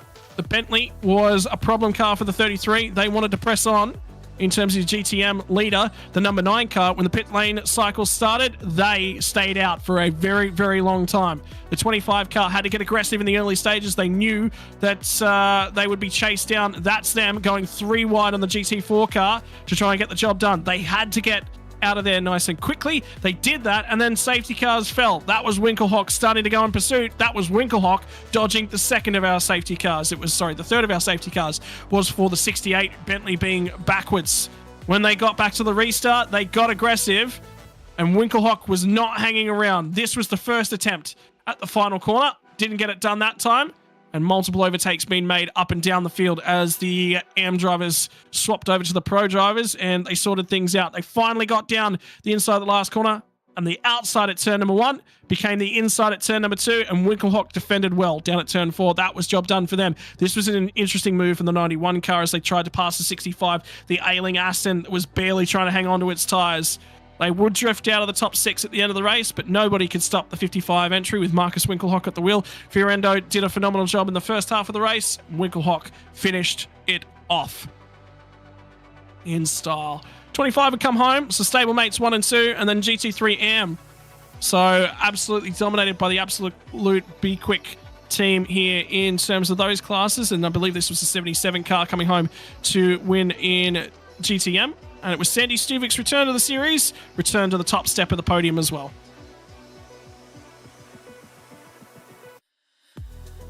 That's it from race number 5 here this afternoon for GT3, GTM, and GT4. Don't forget tomorrow, ladies and gentlemen, if you haven't joined us thus far, we'll have GTC action coming your way, as well as more of the GT3, GTM, and GT4 category tomorrow. That's going to be it for us here today from the Thailand Super Series English broadcast. We thank you once again for joining us. It's been awesome to have you guys along with us, and we'll see you once again tomorrow. Speedcafe.com, your number one source for all the latest motorsport news and features. Breaking news, live event updates, unprecedented global motorsport coverage, performance motoring news and reviews. All in the palm of your hand, anywhere, anytime. Speedcafe.com, first, fast and free.